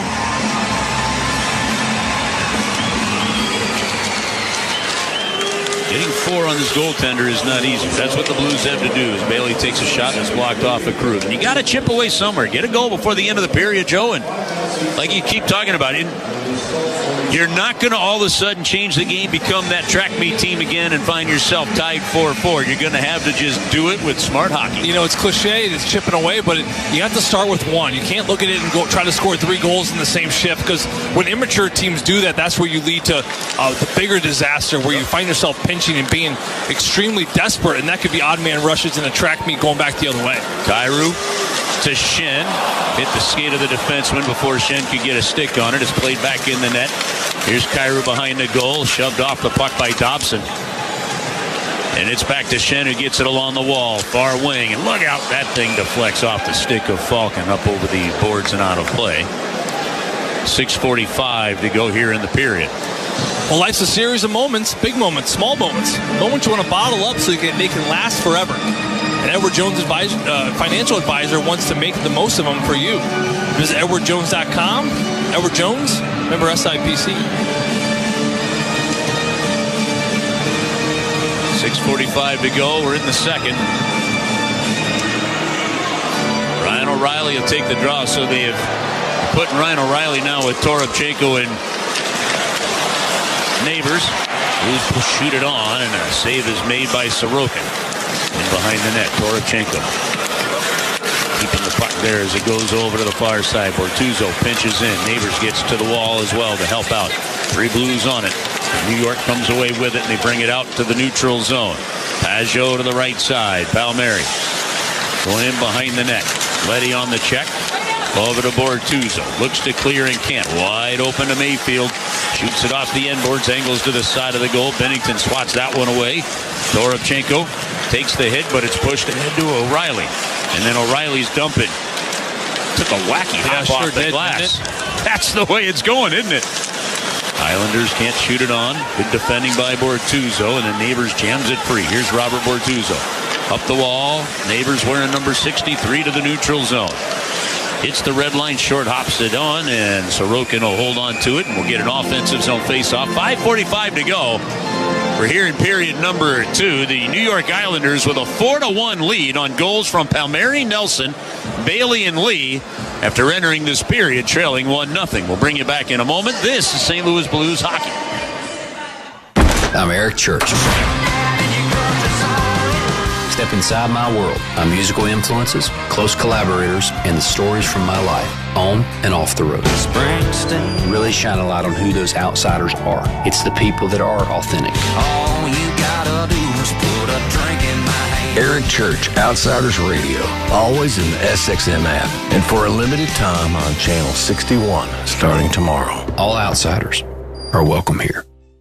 Historic hockey moments. The longest Game 7 in Stanley Cup playoff history, the New York Islanders versus the Washington Capitals at the Capitol Center, Saturday, April 18th through to Sunday, April 19th, 1987, the game known as the Easter Epic. 6 other times when a game has gone into quadruple overtime, shots on goal are 74-52. He scores! LaFontaine at the blue line here in the 4th overtime, winning the series. SiriusXM NHL Network Radio. Historic hockey moments on SiriusXM NHL Network Radio. After scoring 4 goals in Game 38 for his 45th on the season, on December 30th, 1981, the great one Wayne Gretzky and his Edmonton Oilers hosted the Philadelphia Flyers in Game 39 of the season. Gretzky, will he shoot? He does! He scores! Wayne Gretzky's 50th goal in 39 games! SiriusXM NHL Network Radio. Total sales.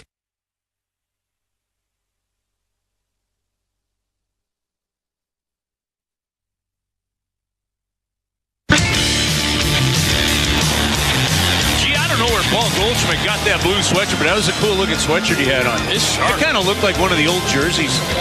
Standing ovation for Gold. Yeah, I don't remember seeing that one. That's what nicknames a couple days ago. Goldschmidt Goldie, that's too easy. Yeah, that's an easy one. Hey, get that energy up, Blues fans. Sit on the run every game day to grab a coffee for just $1. We're your store, St. Louis on the run. Participating locations only. Blues travel to Philly early next week. If the Philadelphia Phillies pull it off, we may be in the middle of a parade downtown, wouldn't we? Pretty wild, see. Islanders tried to center. Good defense by Barbashev. Over along the wing, Clutterbuck gets to it. Pulls it away behind the goal. Look at Mark sitting right there in front. That centering pass blocked away by Bennington. Comes to the line. Pellick into traffic. That's blocked out by Buchnevich. And the linesman nearly got dumped into the Islanders bench.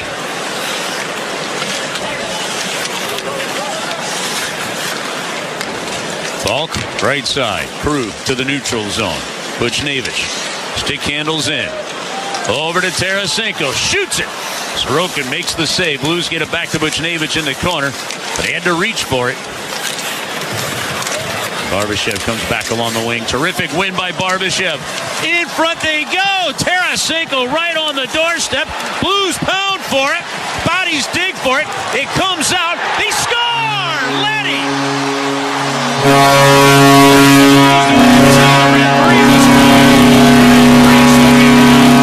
Bodies were everywhere. Letty has scored. We'll see if it stands. 4:41 to go here in the second period. Well, they're going to talk about it. I mean, listen, there was no whistle. Chris Lee, the referee, was right there. I mean, he's hanging on the back of the net. It's the initial chance there for the Tarasenko line. It's a swarm of pucks, a swarm of bodies. The puck is sitting on the pad, but it is not covered. It's just leaning against the pad. So a good non-whistle there by Chris Lee. And you're going to see eventually the Blues are going to dig this thing out and kick it forward. And Nick Leddy, the left defenseman, is going to come right down the gauntlet with all the bodies in front. He's going to lift it. He's going to have to lift it. Well, I tell you what, Sorokin almost gets a piece of this as well. Now they're going to talk it over the New York Islanders. Listen, Kurt, I don't know what more they could do if there wasn't a whistle on the play. Well, the only thing they could possibly challenge is for goalie interference. I don't see the only why other they thing they could possibly challenge is a hand pass, and that puck was underneath. That puck was underneath Ivan Barbashev, but there's nothing that shows that it came out of his hand. The thing has actually got shoveled away. And at some point in time, though, you got to drop the puck. You can't keep giving them more and more time to sit there and look. And Furman South sitting there going, what do you guys want to do? What do you guys... Like, you got to get over here and drop the puck, and they either challenge or they don't. I think it'd be foolish for them to challenge at this point. Unless something very obvious, you're right. Well, look at this. They're going to challenge something. New York is challenging that there was goaltender interference on the play. That's the only one I think that you could do there. Yeah. Because Tarasenko was in the crease. But I think there was enough. Well, I don't know. Actually, and I got to tell you, there is nobody on the bench on either team from a player, coach. There's no general manager, whether it's Doug Armstrong to our right or Lou Lamoriello to our left. That knows how this is going to come about. You know, you see, it's going to be Barbashev's stick that's going to be the problem. Well, so the puck's sitting there, and Barbashev comes diving in to stab and spear this puck. Now he misses the puck and takes Sorokin's pad right inside the net. He uses his whole leverage, his whole body to bury him, and now Sorokin's in the back of the net. But watch Ryan Pollock hold on to his stick, too, and won't let him get it out of the way. Yeah. So I think that my instincts tell me that's enough to call this goal back. I mean, right there, bam, you're going to see him just... But again, the puck's right there, too. But still, he does miss the puck and grabs his pad. Man, I don't know. It's going to be tough either way. It's a heck of a challenge and a good one by the New York Islanders. You got nothing to lose. You got a 2-goal lead at this point. It could go back to 3. Now, the referees on the ice are going to tell the Toronto or the Roar Room what they saw. But this call is coming not from the referees. And that rule changed. That aspect of this review changed all that time ago when the Blues were in Boston because of an absolute botched one when Jake Allen was in net. Shortly thereafter, they took it away from the officials on the ice. By the way, this play is being audited by Whipley. Perspective changes everything. That's Whipley.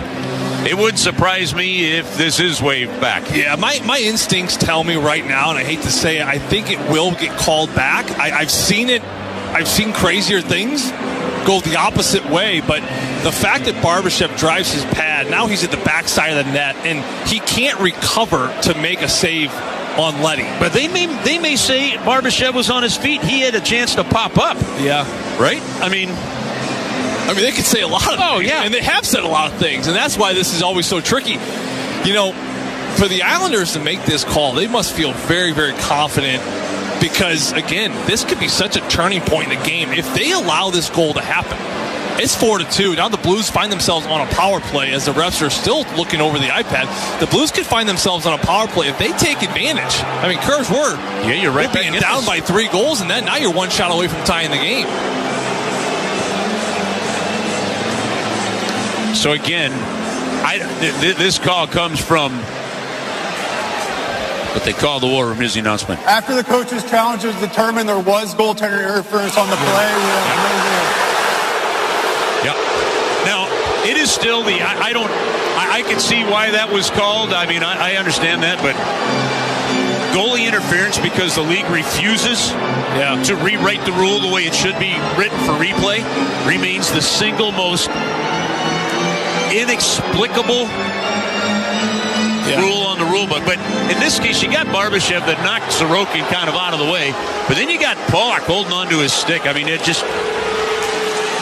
That one, I don't have a problem with them waving off. Yeah, no, I don't either. I think, like I said, I think instinctually that was the right call.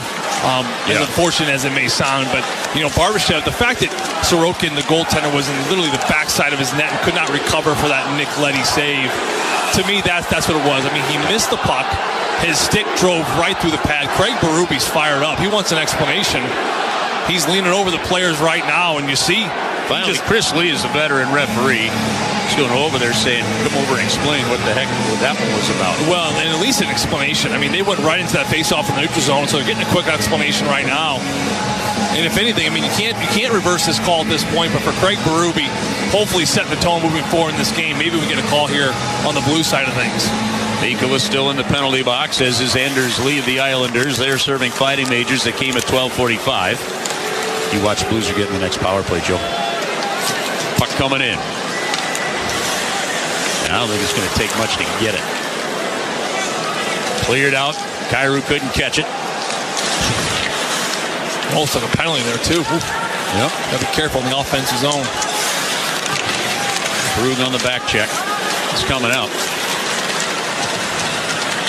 Out of the zone, Robert Thomas.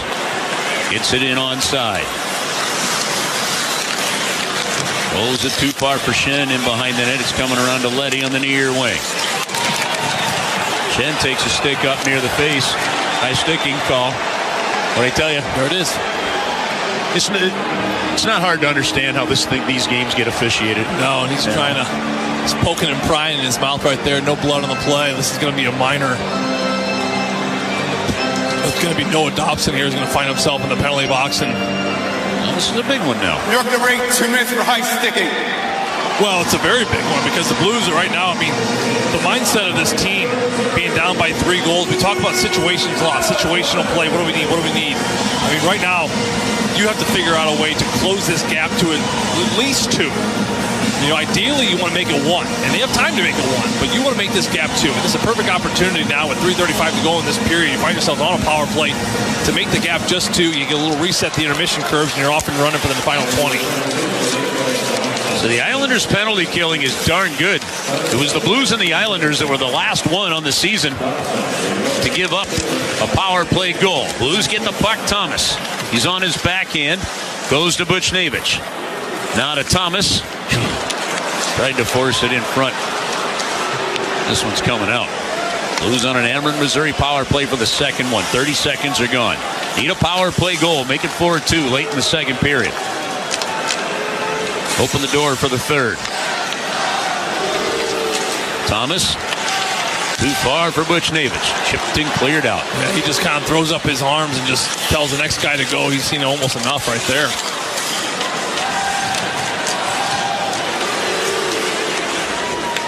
Buchnevich will pick it up with a minute gone on the power play. Drops it back. Tarasenko goes over the line with Thomas. Hard rim around to the near side. They give it up. It's coming out. And just a tough one there for Robert Thomas. 3 turnovers. And that last dump right there.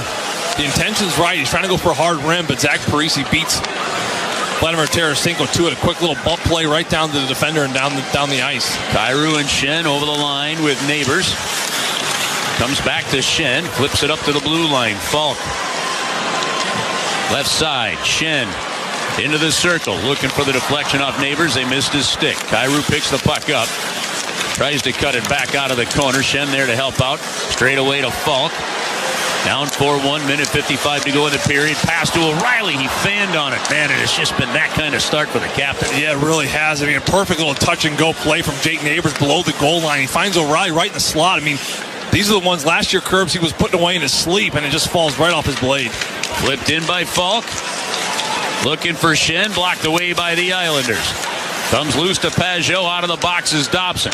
New York 3-on-2 to the St. Louis line. Dobson throws it to the net. Binnington makes the save. So a power play chance to get back within 2. Blues do not get a shot on goal. At least they haven't been credited for one yet. Barzal. Far wing. Wrap around. What a save. Binnington denied Nelson as he kicked it out with a left leg. Man, he had a little gap there too, Nelson, didn't he? And you saw that left pad save. Big one there for Binnington late. The play in front of the net by Falk. Pitlick lost it.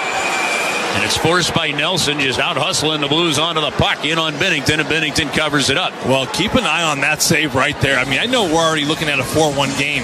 But if that goal from Nelson on that wraparound, that makes it 5-1, geez, you're going to start seeing fans leave the building for good.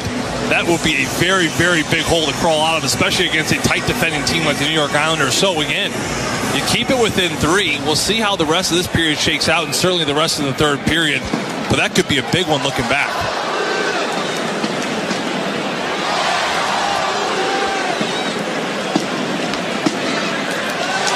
Blues are heading to Boston on Sunday. Take on the Bruins on Monday. Buchnevich shoots it off the glove of Sorokin. Rebound swatted away by Tarasenko. Retrieved behind the net to Buchnevich. Goes to the far point. Parayko keeps that moving. Buchnevich to Parayko. Shot wide off the inboards. Comes in front. Flybys everywhere, and the New York Islanders get to it and clear it out. Oh, he got everything on it, didn't he? Colt Parayko set it up perfectly. His feet were set for the one-timer. It was a blast. He just missed on that short side. Blues have it on the tape of Parayko. 18 seconds to go in the period. Chipped up ahead into the New York zone. Polak knocks it right back out. Fed ahead for Barbashev. This one's coming in. Martin goes down into the corner with Mikula. Throws a good check there. The period's going to come to a close. Good first, bad second, Joe. And again, it was 4 goals in the first 10 minutes and 18 seconds of this period.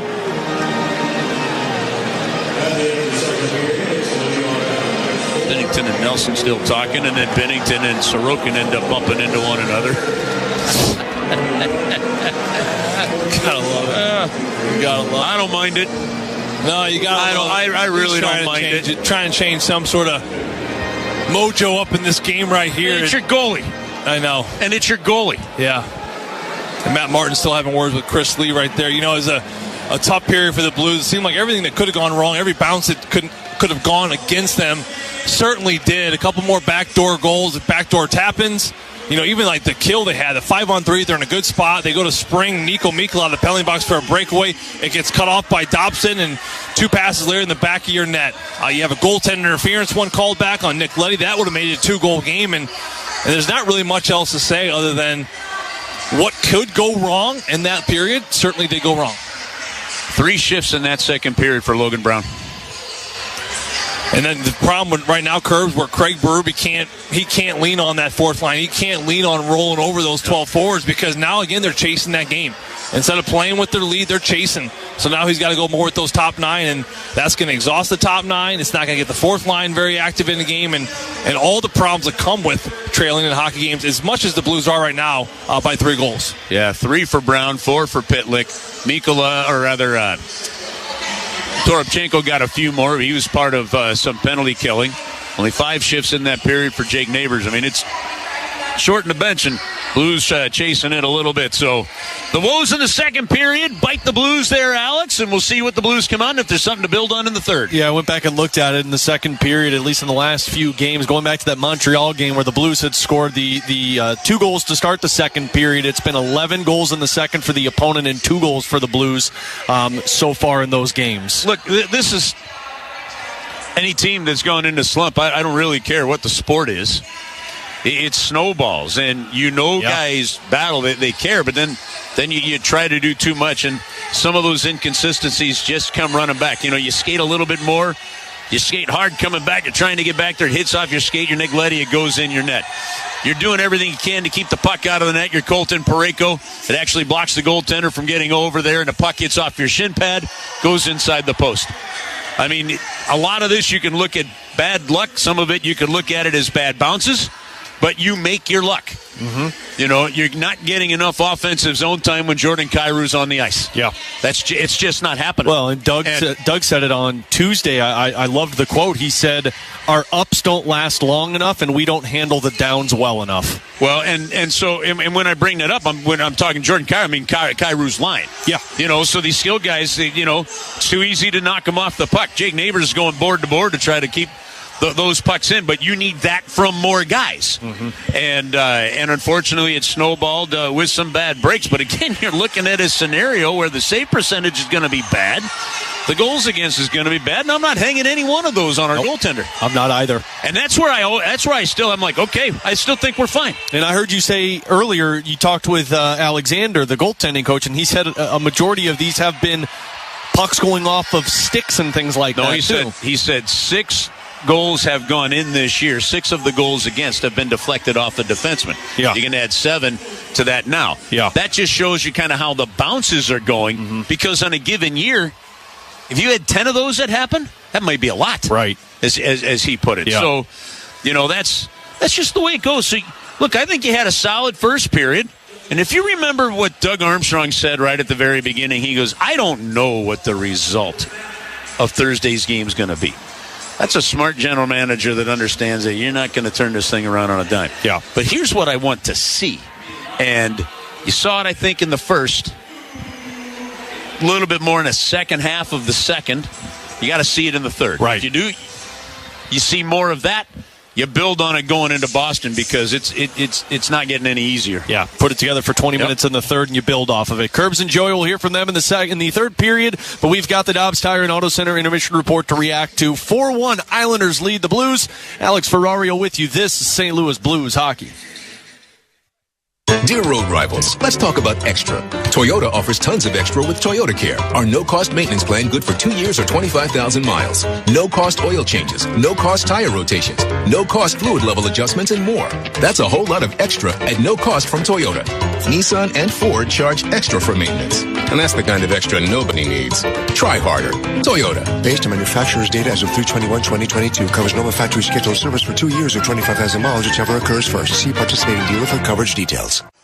Hi, folks. This is Chris Kerber, and the experts at Fast Signs can handle any and all of your business visibility needs, from traditional signs and graphics to digital, decor graphics, and everything in between. Fast Signs in Earth City has you covered. I've used them, the Blues use them, and you will love the work they do. Call 314-344-4400 for your custom signage needs today. Fast Signs in Earth City, a proud partner of the St. Louis Blues. Introducing Spectrum One. Get Spectrum Internet with speeds of 300 megabits per second. Advanced Wi-Fi with best-in-class security and privacy. Spectrum Mobile with unlimited talk, text, and data plus nationwide 5G. Get it all with Spectrum One. Spectrum Internet, advanced Wi-Fi, and one line of Spectrum Mobile Unlimited for only $49.99 a month. Visit Spectrum.com or a Spectrum store today. Valid for qualified residential customers only. Service not available in all areas. Restrictions apply. Truck drivers are critical to our nation's economy and growing infrastructure. Did you know trucks are involved in 1/3 of fatal work zone crashes? Let's help keep them safe on our roads. All drivers should stay alert, slow speeds, and keep their distance to stay safe in work zones. Paid for by FMCSA. Where can you get holiday ready and hosting the entire family ready? Lowe's, actually. Save on appliances like the 4-piece Samsung stainless steel kitchen suite. Was $5,146, now $3,016, for a total savings of $2,130. Save all season, backed by the Lowe's Price Promise. Check back daily for deals during Black Friday month and start saving now at Lowe's. Home to any possibility. Offer valid through 11/9. Terms and exclusions apply. See store for details. Learn more at Lowe's.com/price promise. Be better protected this season with an updated COVID-19 booster shot designed for the recent Omicron variants. If it's been at least 2 months since your primary series booster, schedule your updated COVID-19 booster dose at vaccines.gov. Sponsored by Pfizer and BioNTech.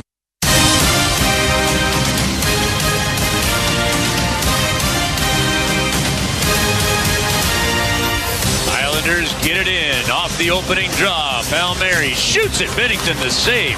Swatted away by Krug. Dobson deflected in front. They score.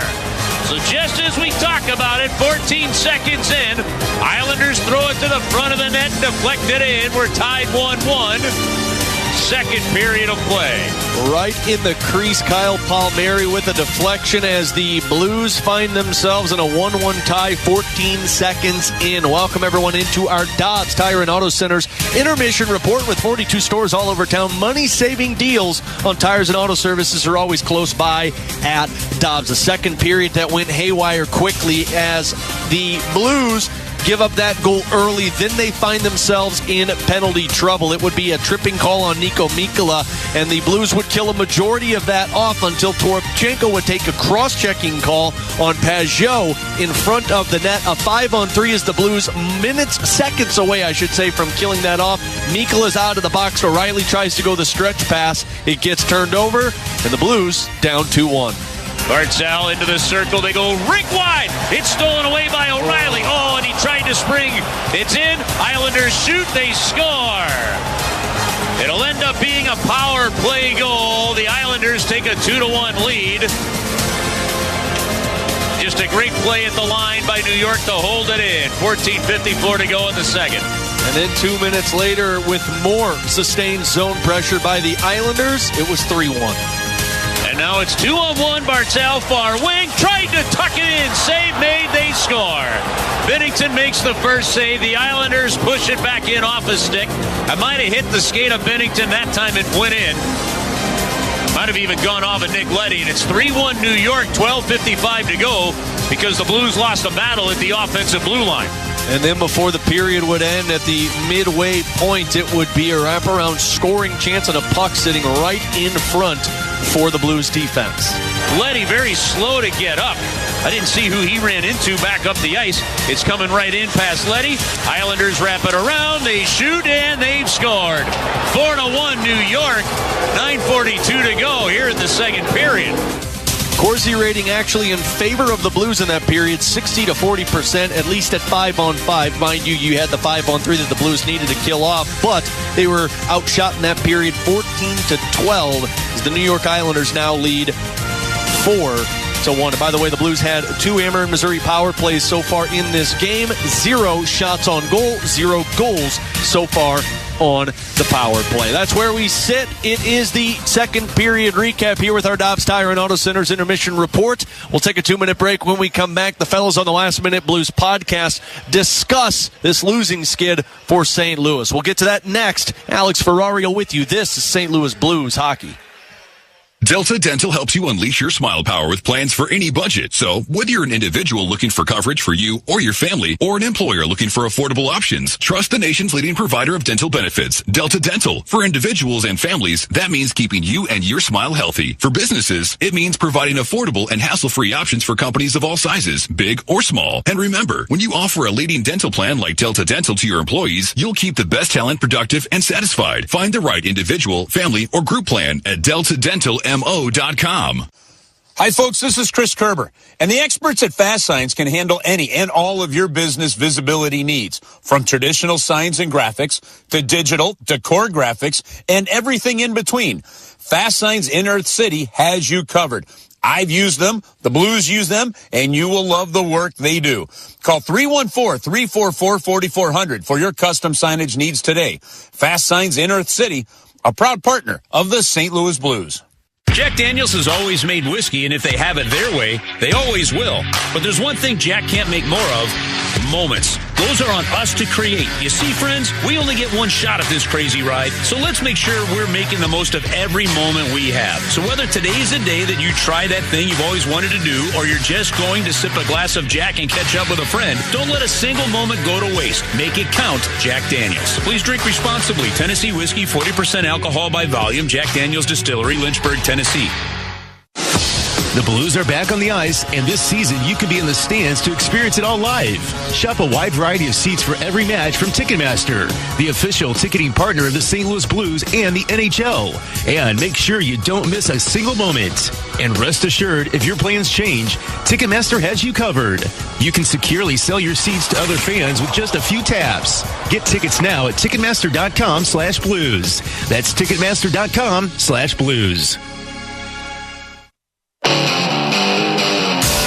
With our Dobbs Tire and Auto Center's intermission report, Alex Ferrario with you. 4-1, the Islanders lead the Blues after 2 periods of play in the midst of a 5-game losing skid. The fellas on the Last Minute Blues podcast, Jamie Rivers and Donnie Fandango. And if there's one individual that I know that's not taking this losing skid better than anybody, it is Donnie. And they discussed that on the Last Minute Blues podcast. You know, man, and I feel like you're a good person to ask about this because, unlike me, you wait until the very last millisecond to hit the panic button. But how concerned are you about this team right now? The Blues? Yes. I'm not concerned. 5 in a row is a lot, okay? It is. It's a lot. And it's just something we're so unfamiliar with, man, for real. So much season left, though. There is. So much hockey left. Like, let's just go back to 2019. That's right. I mean, there was a fire sale that was almost going to happen. Did we not learn anything from that? Yeah, we should have. And I understand it was a historical run. I'm not even insinuating that that's what's lying ahead for this team. But you were terrible. You were not good. The pain that we're feeling and seeing in the players and the interviews, that went on for weeks. Yeah, that's right. It wasn't 5 games. It was like win 1, lose 2, win 1, lose 2, win 2, lose 3. It was like not great. So I look at it as you have a good number of guys who lived it in 2019 that are still here. And the coaching staff, all of them, barring Craig McTavish, were here for that. They have a reference point. Mm-hmm. And Craig Berube has already started using some of the same terminology as he did in 2019. This is a really good hockey club. They're really good players. They're just not playing up to their ability right now. We need to make them more consistent. But don't mistake it here. These guys are good players. Going back to that again, building the team up. Yeah. You can only kick a team in the nuts so many times before they just stay down, right? Yeah. So now you got to build them back up a little bit. So, man, as a player, go listen. Really interesting conversation between those two talking about this skid and how the Blues can find a way out of it. We'll take a 2-minute break. That's our What's Streaming segment. When we come back, an update on the Thunderbirds, an update on some scores around the NHL, and then we start the third period. 4-1 Blues trail the Islanders. Alex Ferrario with you. This is St. Louis Blues Hockey. Let's go, football fans. This week on Let's Go with Tom Brady and Larry Fitzgerald and me, Jim Gray. You know, I was watching the Eagles the other day. They're in the rhythm of winning because they're making it happen. And that's a great way to play. That's the way winning teams do play, and that's the way it feels. They make every play, and that's the difference in the teams that win and lose. Ultimately, you either make the play or you don't. Download Let's Go right now on the SXM app or wherever you get your podcasts. Let's go, baby. Let's go. Historic hockey moments. February 5th, 1980, the 32nd NHL All-Star Game at Joe Louis Arena, which featured Wayne Gretzky's first appearance in the contest, and at the age of 51, Mr. Hockey Gordie Howe was playing in his 23rd and final NHL All-Star Game. Number 99, center Wayne Gretzky. And from the Hartford Whalers, representing all of hockey with great distinction for 5 decades, number 9. SiriusXM NHL Network Radio. Historic hockey moments on SiriusXM NHL Network Radio. November 26, 2005, the New York Rangers win 3-2 over the Washington Capitals in the longest NHL shootout at the time, and it was an unlikely hero that emerged for the Blue Shirts in the 15th round with a highlight for the ages. Malik has not scored this year. In on Kolzig. Fake the legs! Oh, Malik went between his legs! Never miss a moment on SiriusXM NHL Network Radio. Finally, it's back to an 82-game season, with fans in arenas and a 32nd team joining the league. News will break like never before, and IceCap has you covered once the day's action is in the books. Join Jonathan Davis and Dave McCarthy Sunday through Thursday after the final whistle for a complete wrap-up of the day in the NHL. It's IceCap on SiriusXM, NHL Network Radio, Channel 91.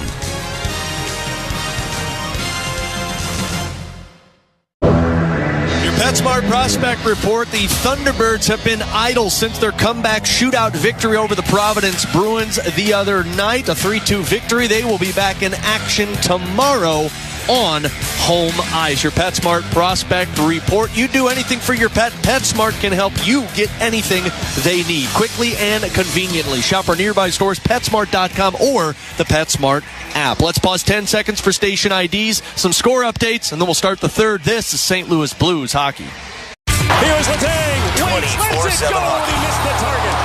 Draisaitl back the other way for the Oilers. Draisaitl scores!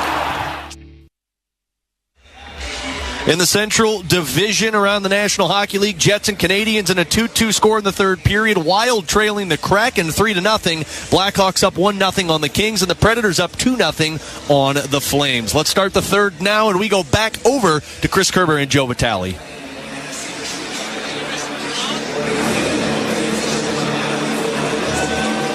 As we get set for this one, let's hand things back over to the voice of the Blues, Chris Kerber and Joe Vitale. All right, Alex, thank you very much. Hey, when the Blues win, you win at Wendy's. After a Blues win, stop by any St. Louis area Wendy's for a free small Frosty. No purchase necessary. This offer is good for 24 hours after each Blues win, so act fast. When the Blues win, you win at Wendy's. Now, I think a Frosty would taste fantastic after a third period comeback. Oh, baby. And you know what? You know I've been doing my part to eat a heck of a lot better, right, Joe? It'd be worth it, and you're looking good. We get a comeback from this one in the third period. I'm ordering the fries and dipping it. That's the call. Those salty, windy fries with that sweet. I'll do my part. I'll move up a belt notch just to get a victory. This could be the comeback that sparks it all. We could be talking about this in a few months. Curb said it was that third period comeback against the Islanders being down 3-0. Yep. That's when I started the weight gain of 30 pounds. 4-1 the score. But you did so good losing. But I did, I know how to do that at least. Blues roll it into the New York zone to open up this period. The puck played along the far wing. Barbashev tries to knock it loose. Good work with Tarasenko. He's got the Blues goal that came 8:17 into the first period. One point in time, the Blues are being outshot 10-1. In that second period, they turned the corner and outshot the Islanders 11-3 the rest of the way. But they trail 4-1 as the Islanders scored 4 goals in the first 10-18 of that last period. Shen, Thomas, Kyrou on the ice right now for the Blues. It goes into the corner. Parayko plays it around to the near wing. Kept alive by Beauvillier.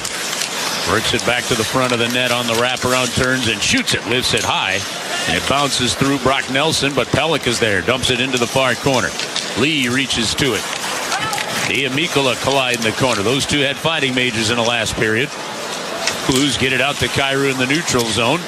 Nice play to spin it rink wide to O'Reilly moving in. Two Islanders surround the Blues captain, and Pellick makes the play towards the front of the net. His partner Polak is there, and this one's cleared by Beauvillier out of the zone. 8:21 to go here, or 18:21 to go in the third period. Islanders trying to win 5 in a row. Blues trying to avoid losing 6 straight in regulation. New York, right side. In, Barzal. Leaves it. Aho walks right down. Barzal shoots. Save. Binnington might have hit off O'Reilly on its way to the goalie. Rebound goes into the glove of the Blues goaltender. 1:59 into this third period of play. Well, it's Barzal who's going to take this puck into the offensive zone. It's going to be a nice little drop play. And they're going to have it to the Polak, who I believe was joining the play. He's going to move it right back to Barzal on Jordan Binnington's right side. He's going to make the original right pad save. He's going to get his own rebound, try to tuck it 5-hole, and you're going to see Binnington drop his glove right between his pads and scoop up that juicy rebound. Over to the right side. Neighbors gets to the puck, dumps it in. O'Reilly after it at the hash marks. Plays it along the wing, but Barzal is there to intercept. They'll clear it out.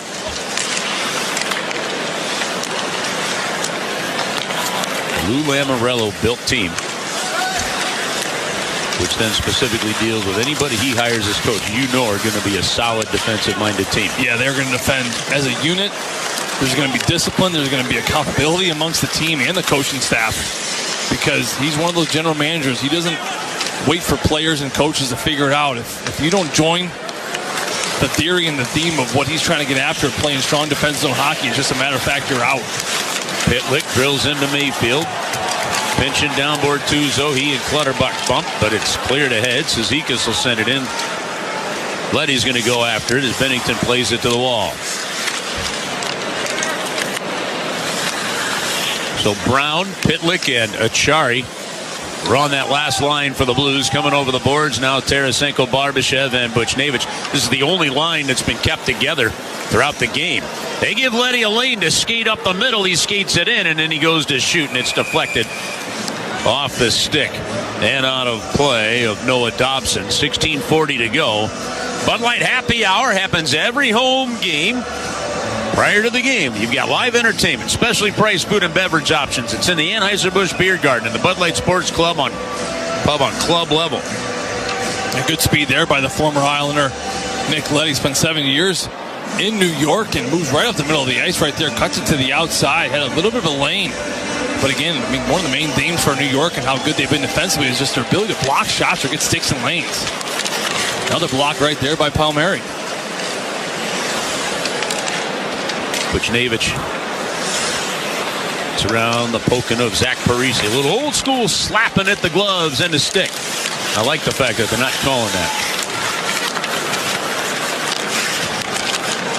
Boy, New York, boy, Curve. I tell you what, whenever there's a blue body in the corner, they have 2 guys on it every single time, don't they? Yeah, it's a heck of a good system they're running. Blues is just a little late to the party still. That's the support thing. Buchnevich gets in, shields the puck. Tarasenko holds, shoots it on.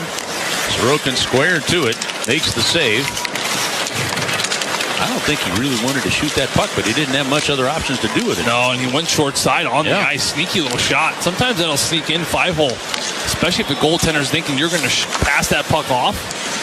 He decides to shoot it short side. Not a bad try right there, especially when you need some goals. Out to the neutral zone. Thomas with Shen and Kyrou. They dump it in. Thomas gets in after the first one. It's played around the boards.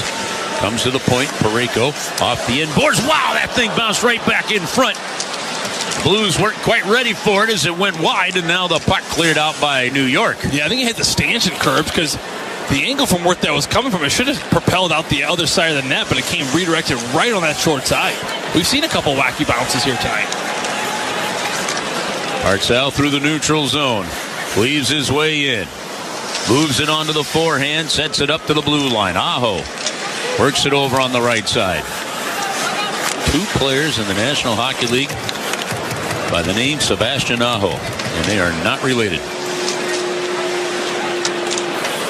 From 2 different countries, too. Those scenarios are ones you lose bets on to your buddies in the bar. Yes, you do. Toropchenko, good free up to O'Reilly, wide open to Falk. Falk shoots, doesn't make it on net. Might have hit Toropchenko. He returns it back to Falk. Falk over to Krug. Krug with a drive. That one wide. And now it's retrieved by O'Reilly off the end boards to Falk. Again back to Krug. Krug with a shot wide of the net. Toropchenko shoots it on. Neighbors go into the net. The puck is literally right on the goal line.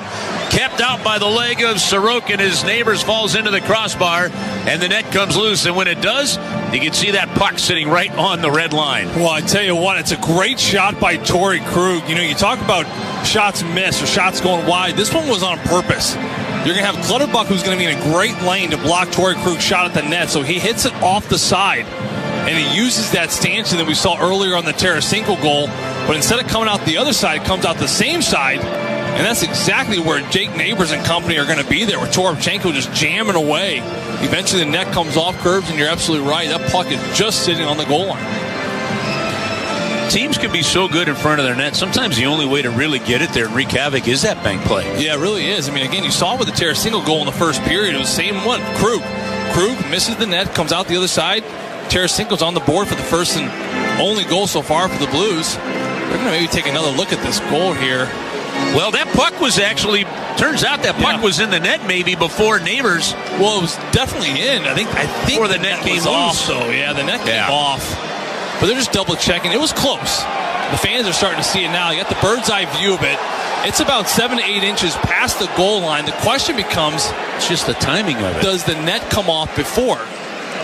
So Jake Neighbors is right there. He gets the rebound. He's going to knock this net up. I cannot see anything. There's no visual of the puck. It's Jake Neighbors' body that's in the way. Here's another angle right here.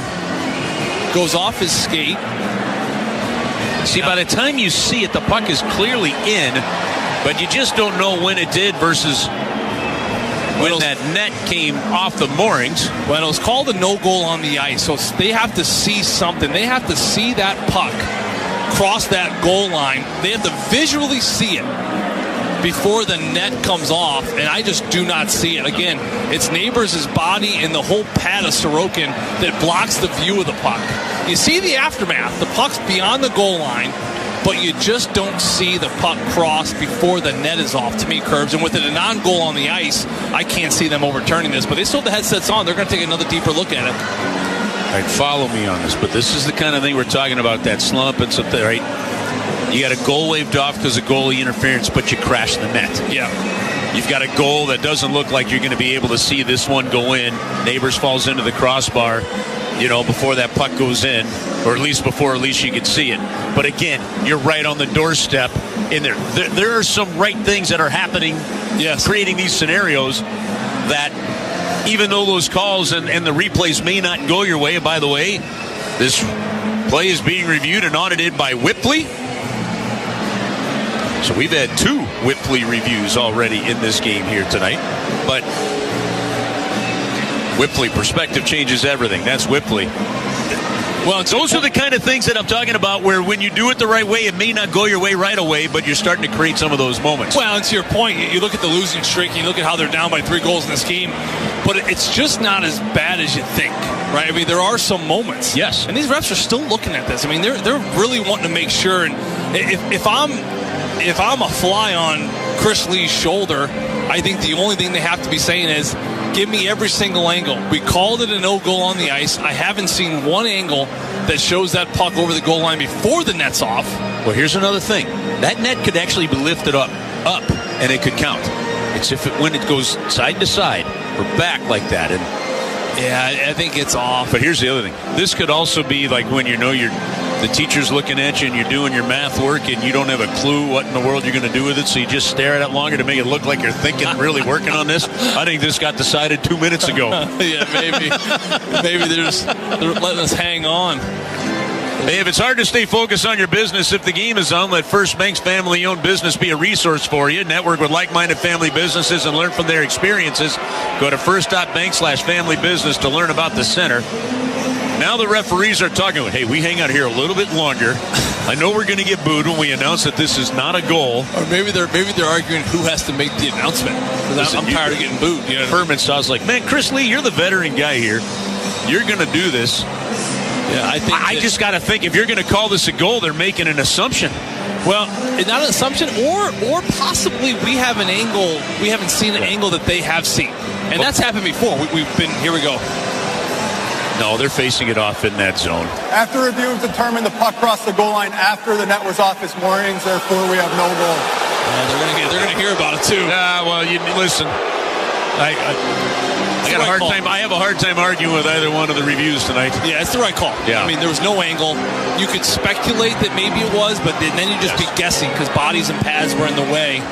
And with it being a non-goal on the ice, they had to see something very clear to overturn. There just was nothing there. Blues win the draw. Letty shoots, and that one goes wide of the net. Here's Bortuzzo. Swept into the corner. Boy, it's got, listen. It is telling you a lot about Alexei Toropchenko. When he's the one playing shifts over some other guys. He's the one getting put out there with, Ryan O'Reilly and crashing to the front of the net. Well, and his recipe for success is so simple within his control. He's big, he's physical, he skates, and he's not afraid to take it to the net. Oh, and he just made the play in the corner as O'Reilly centers to Neighbors. That's blocked away to Pelech. And Neighbors gets it back. Neighbors gets tripped up. There's no call. It comes back to Letty. Missed his stick and ends up out of the zone. When you're down, you want those calls. I think he just kind of reached and then toe pick. Yeah, it was a good non-call. Zach Parise even kind of put his hand up, and I think he does just kind of toe pick on that right skate. Buchnevich makes the play to the end boards from Mikkola. Draws the hook. Blues will go to a power play with 13:04. They're 0 for 2 on the power play. They get the puck over to Buchnevich. Bar circle. That's a hot pass to Mikkola. Comes to Shen, who got on for the goaltender. Jordan Binnington. Islanders get to the puck. And now the Blues have the task of getting it done on the power play to get themselves into this game with over half a period remaining. 4-1 the score. We'll bring you back in a moment. Islanders lead. This is St. Louis Blues hockey. For a hole in your roof or a whole new roof, Frederick Roofing, 645-2000. 88,000 satisfied customers since 1929. Frederick Roofing, 645-2000. From the electricity on the ice to the roar of the crowd in the stands, there's nothing quite like Blues hockey. And this season, you can be there live to cheer them on live. As the official ticketing partner of the St. Louis Blues and the NHL, Ticketmaster has you covered with the largest selection of seats at a wide variety of price points. So get off the couch and get into the stands. Grab great seats to see the Blues today at Ticketmaster.com/Blues. That's Ticketmaster.com/Blues.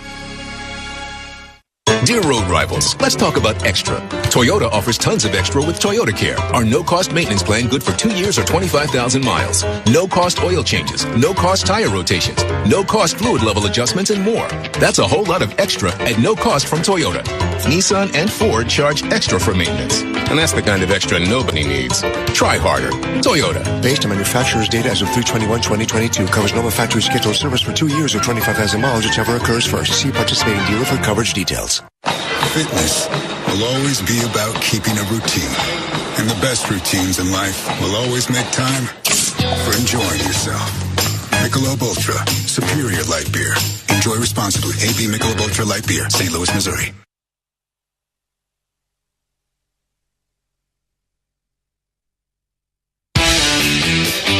Well, 12:51 to go in the third. Blues need some goals back on the power play, down 4-1. Had Robert Thomas talking to Torrey Krug and Vladimir Tarasenko. A little powwow there over by the bench with Steve Ott before they take this face-off. Curbs, with how good this Islanders PK has been all season long, and certainly in this game, to me, it's got to be a much simpler approach. I expect to see some shots from the outside from Krug and Tarasenko right off the bat if Robert Thomas can win a face-off. It's going to be hard to beat Sorokin unless you're one time in that puck.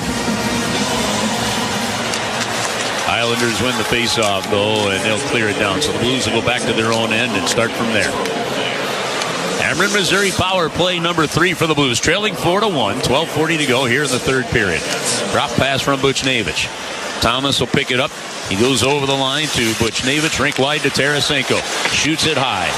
And it goes over all along the shelf. Ends up getting past Buchnevich and lands to Clutterbuck. He'll flip it in. Well, there's the idea right there. More shots, more assertive. Vladimir Tarasenko certainly releases it, and the idea is correct. He looked for a spot. He saw something on that high blocker side. Just missed it, though. This time again, Thomas goes over the line. They let him take it all the way into the corner. Nice pass to Krug. Over to Tarasenko to Krug straight away. Buchnevich is out high. He's at the circle. Now trades with Thomas along the far side on the power play to Barbashev. Barbashev curls it in behind the net and dishes back to Thomas out of the corner. On the power play to Buchnevich to Tarasenko in front to Barbashev. They couldn't connect, but the chance was there. Right back to Barbashev in the corner. Now to Thomas to Krug. Krug to Buchnevich. One-timer blocked out high by Pajot. Thomas has it far side. To the corner to Buchnevich. Trying to force it in front. Knocked away. Getting to the point. There's Krug in time to hold it in. Put it down into the corner. Broken up by Pelech. And Barbashev recovers the puck. Flips that up to Tarasenko at the line to Barbashev. Nice pass to Thomas. They score! Thomas is...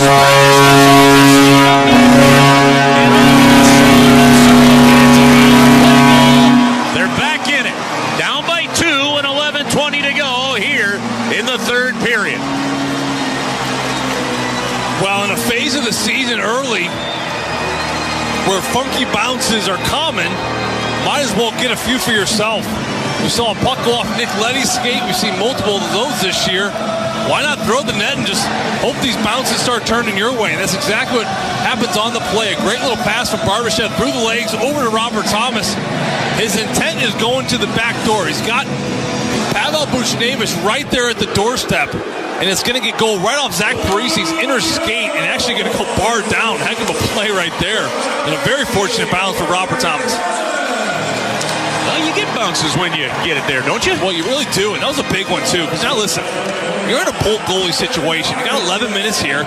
You're getting a little momentum, getting a little speed underneath you. And hopefully the Blues can spend some time in the offensive zone, close this thing within 1. And, geez, you just never know. Man. The puck is just right there to be kept alive. Here's Parayko.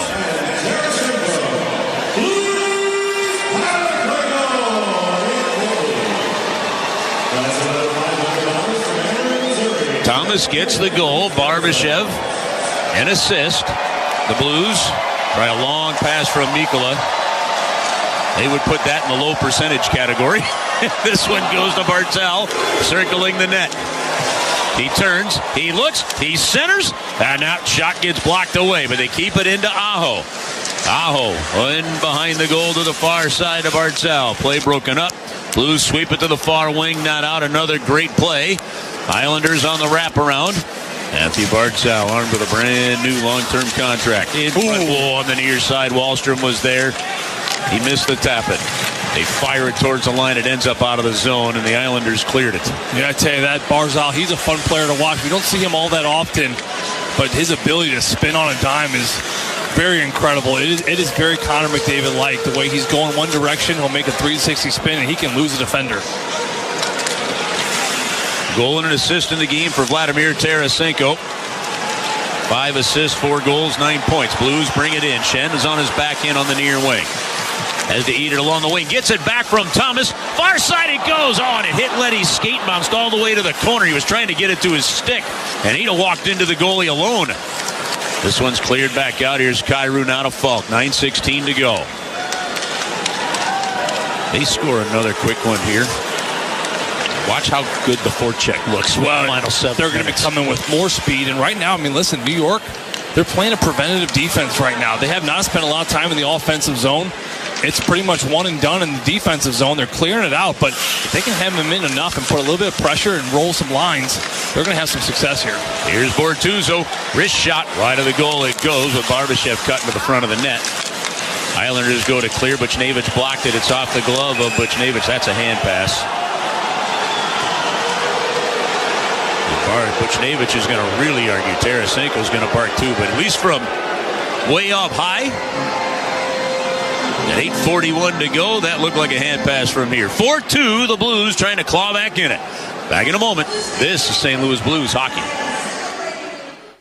Hey folks, Chris Kerber with you, and there's nothing quite like live hockey, especially when it's for the first time. Wells Fargo Advisors and the St. Louis Blues are partnering to offer the First Game program, giving hundreds of local kids an unforgettable first hockey game experience.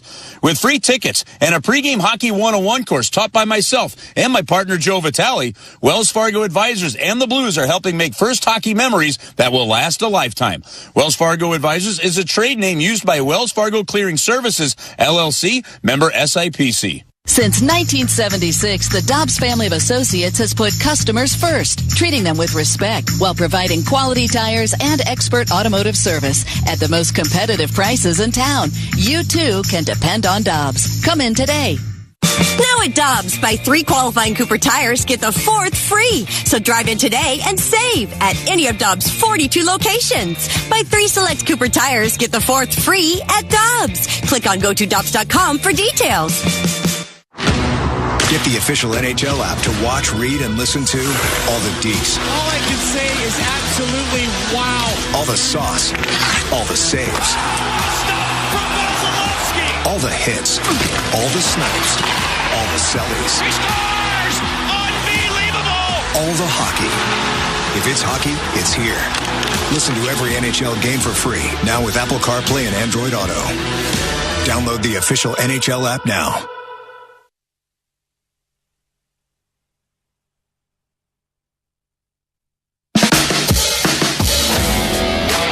Hey Joe, I'm keeping the Whitley replay read right here in front, okay? And then right behind it, I've got the Paycor overtime one. There right? you go. I'm channeling the booth vibes here. I like it. I think we're going to have another replay at some point in time, and it'll go the Blues' way, right? Well, we've seen a replay. We've seen a challenge. 8:41 to go. Shots on goal, 28 apiece. The Islanders with 1 shot on goal through the first 11-19 of this period. Blues have had 6. 1 has gone in. Buchnevich forces it, but the Islanders bring it back to the near side. This was maybe the only chance for Zach Parise to continue his career, and the loyalty that Lou Lamoriello has shown to his players brought him back to keep that career going. Tarasenko, far side, Barbashev, a shot and a save. A big glove snare by Sorokin. Wow, that was a 78-mile-an-hour snapshot there by Ivan Barbashev. But what a pass from Vladimir Tarasenko. It comes down the near side wall, comes in the offensive zone. He's a lefty, so he's on his offside. He stops up, goes right through the middle, puts it right under the skates of Pajot, right between the legs, right on the blade of Barbashev, who's also on his offside. So he's got to collect it, snap it. And again, 78 miles an hour right at the glove of Sorokin. Boy, he flashed that leather there, though. Oh, O'Reilly won the draw, but Toropchenko overskated the puck. Beauvillier clears it. Lee's going to dump it in. Into the far corner. Nikola fanned on it. They go to dump it in. Parayko leads the charge into the corner. Toropchenko's going to knock it along the wall, but Lee will pick it up and clear it out. That's what the Islanders have done for 13 minutes almost in this third period. Looks like they're going to continue to do it too. It's just that flip and chase. You got your puck on your stick in your defensive zone. It's a quick little chip over everyone's head to the neutral zone and just keep living. Then you wait for this. Bartel bringing it in. 1-on-1, and Leddy forces him wide. And then Neighbors, turned it over behind the net. Wahlstrom was there. Wahlstrom goes to the end boards. New York's going to get it back. Bartel over wide open. Mayfield, wrist shot into some traffic. It hit a skate, went wide of the goal. Falk releases that to Neighbors, then to O'Reilly. Swept ahead. Toropchenko cleared the zone. Mayfield's there to pump it right back in. And it hit off of Neighbors. Right back to the New York end it goes. The Blues will finish the line change. 7:07 to go in the third. 4-2 the score. Leddy up the wing. Thomas right out of the zone to Cairo with a head of steam. Can he get around Pellick? Shoots it just a bit outside. And this one comes out. Martin in transition to Clutterbuck. 3-on-2 with Cizikas. They flip it into the corner.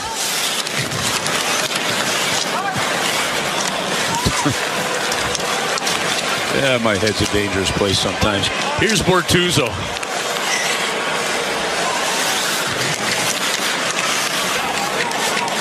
Polak will get to the puck out of the corner. New York will get it ahead to Cizikas. Like if there wasn't prototypical Lou Lamoriello, New Jersey Devil, like keep the lead hockey. You got a 3-on-2 with your fourth line. Instead of passing it, they went right to the corner with it. I thought the same thing.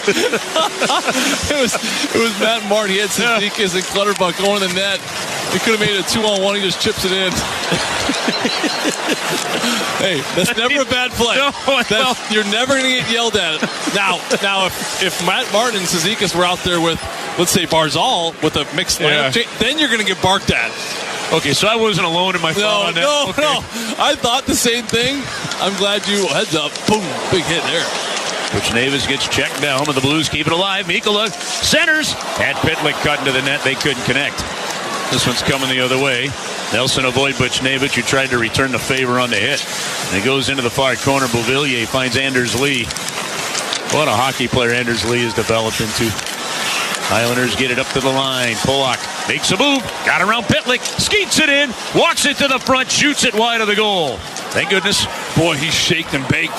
Yeah, he did. Pitlick. Holy smokes. And then the Blues ice the puck on a bad play out of the corner. Well, you don't see this move all too often, but it's becoming more and more popular. But Ryan Polak right there at the point. He's going to get it top of the key. He's going to drag it to the middle. Pitlick's going to follow him. And as soon as Polak sees Tyler Pitlick go down on one knee to make the block, it's a fake slap shot, and it goes boom. Goes back the other way. Loses Pitlick, comes right down Main Street, has a clear lane at the net, and just pumps it wide, short side. So the Islanders with the clock, their friend right now, 5:04 to go. Dig for it. Pitlick goes to clear it out. Brown on the left side. He took a huge hit earlier in this game. Now Achari's banging for it.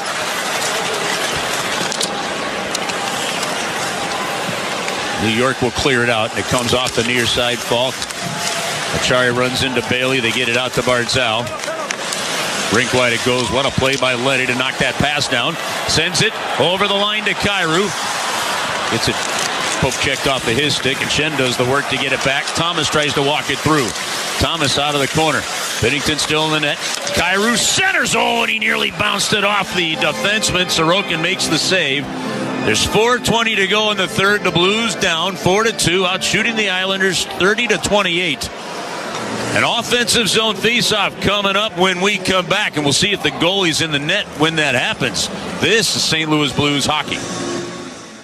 It's the most wonderful time of the year, so fill the air with the sounds of the season. Contemporary holiday hits on Holly Channel 104. Enjoy the magic of Christmas past on Holiday Traditions, Channel 71. Rocking around the Christmas tree. Hallmark stars and timeless holiday sounds on Hallmark Channel Radio, Channel 105. The sounds of the season are now playing on Sirius XM, and they're always commercial-free. Historic hockey moments on Sirius XM NHL Network Radio. New Year's Day, January 1st, 2008, at the home of the NFL's Buffalo Bills, Ralph Wilson Stadium. The Pittsburgh Penguins and Buffalo Sabres are set to play despite the snow that's been falling all morning, and more than 73,000 are here to witness it. In the game they're calling the Winter Classic. Penguins win! Snow flying in their faces as they celebrate. Never miss a moment on Sirius XM NHL Network Radio. Historic hockey moments. The Messier Guarantee. May 25th, 1994, the New York Rangers face elimination in Game 6 against the New Jersey Devils. Under 8 minutes to play in the third and a 2-2 tie. Kovalov, save, rebound, score! Messier! For the empty net, Mark Messier. Do you believe it? Do you believe it? He said we will win Game 6. He has just picked up the hat trick. Never miss a moment on Sirius XM NHL Network Radio.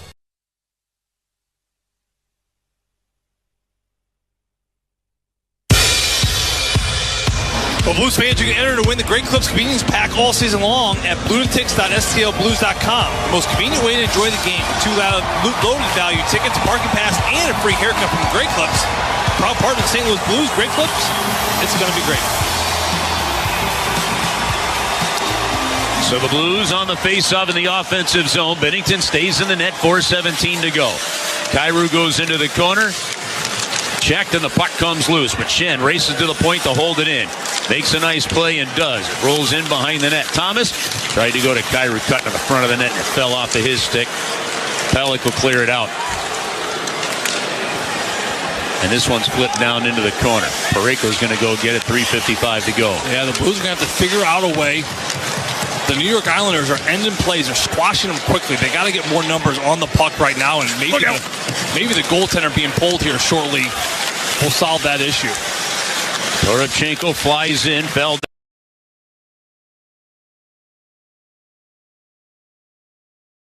And this one's cleared in.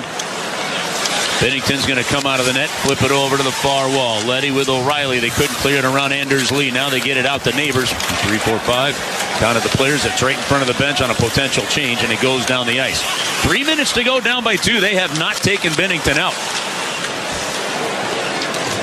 Buchnevich will go back into his own end. And from what we've seen, it's almost late.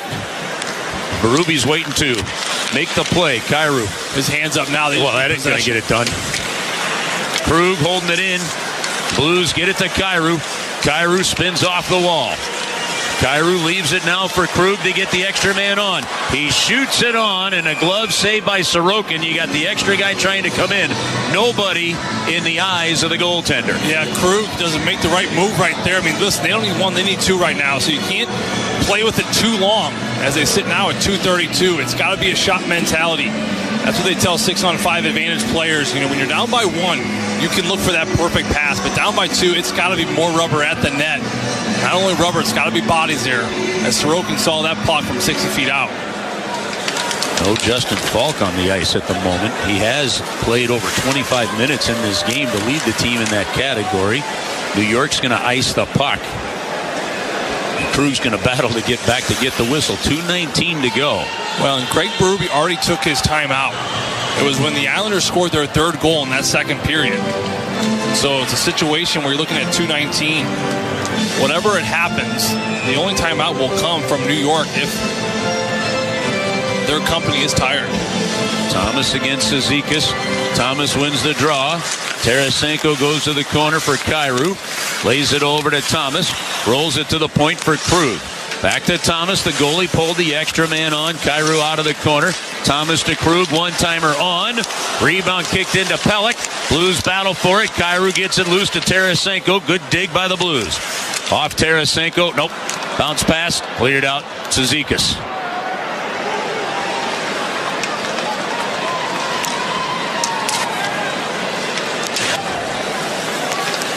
Into the corner. Blues try to get extra man on the puck. Buchnevich is there. Palmieri digging in. Schenn along the wall. Islanders win it. It's going to slide down. It's going to go in. Just a lucky play along the wall, and the Islanders get the empty net to take a 5-2 lead with 1:32 to go. They had 2 guys on the puck. The Blues had 3, and the Islanders won the battle. Well, it was Pajot, too, who a wall play. The puck's jammed up on this near side wall as the fans start to filter out of the Enterprise Center here, and Pajot he's not necessarily even going for the goal. It's on his backhand. He just chips it out. He puts a little funk behind it. This thing's going to bounce and bounce twice in the neutral zone and eventually take a very favorable New York Islanders roll as it gets right past Neighbors at the point, and it's slowly but surely going to cross the goal line to make this a 5-2 game.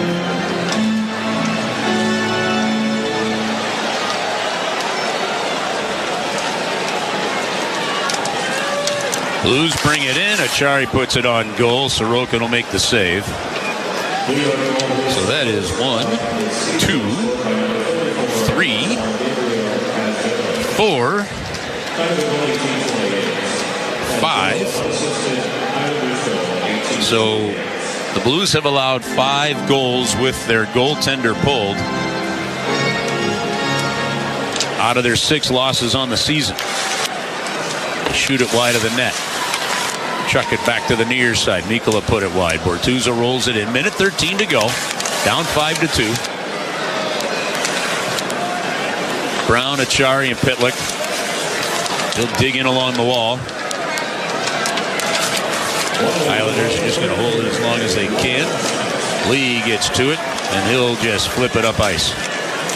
Man, I give them all the credit in the world. They just played in this third period some smart road hockey, Joe. They played well in the second offensively, got the lead they needed. Power play was good. 5-on-5 was all over it.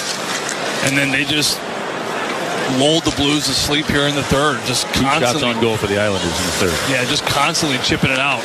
A lot of defensive zone time, but not a lot of grade A chances for the Blues because the Islanders just took away the middle, and whenever they had the puck on the stick, they just chucked it right to the neutral zone to get it out of the zone. Well, the Blues had 12 shots on goal in this period, and they made Sorokin make some saves. 20 seconds to go in this one. The Islanders are going to send their Blues to their 6th consecutive defeat. In regulation, by the way, as the Blues ice the puck. Prior to this streak, under Craig Berube, they had not lost 4 in a row in regulation. Now, the longest losing streak they've had since Craig Berube has become head coach was a 7-game losing streak. But that included a couple of overtime losses. Worth noting was Robert Thomas taking all those faceoffs, not Ryan O'Reilly. When that goalie was pulled and you had a couple of offensive draws. Here the Islanders shooting it off the stick. It goes wide. There's 3 seconds to go, and this one's going to come to an end. Islanders beat the Blues by a score of 5-2, and the Blues have lost 6 straight. And they'll wait for the goaltender Jordan Binnington to lead them down the tunnel. Let's get the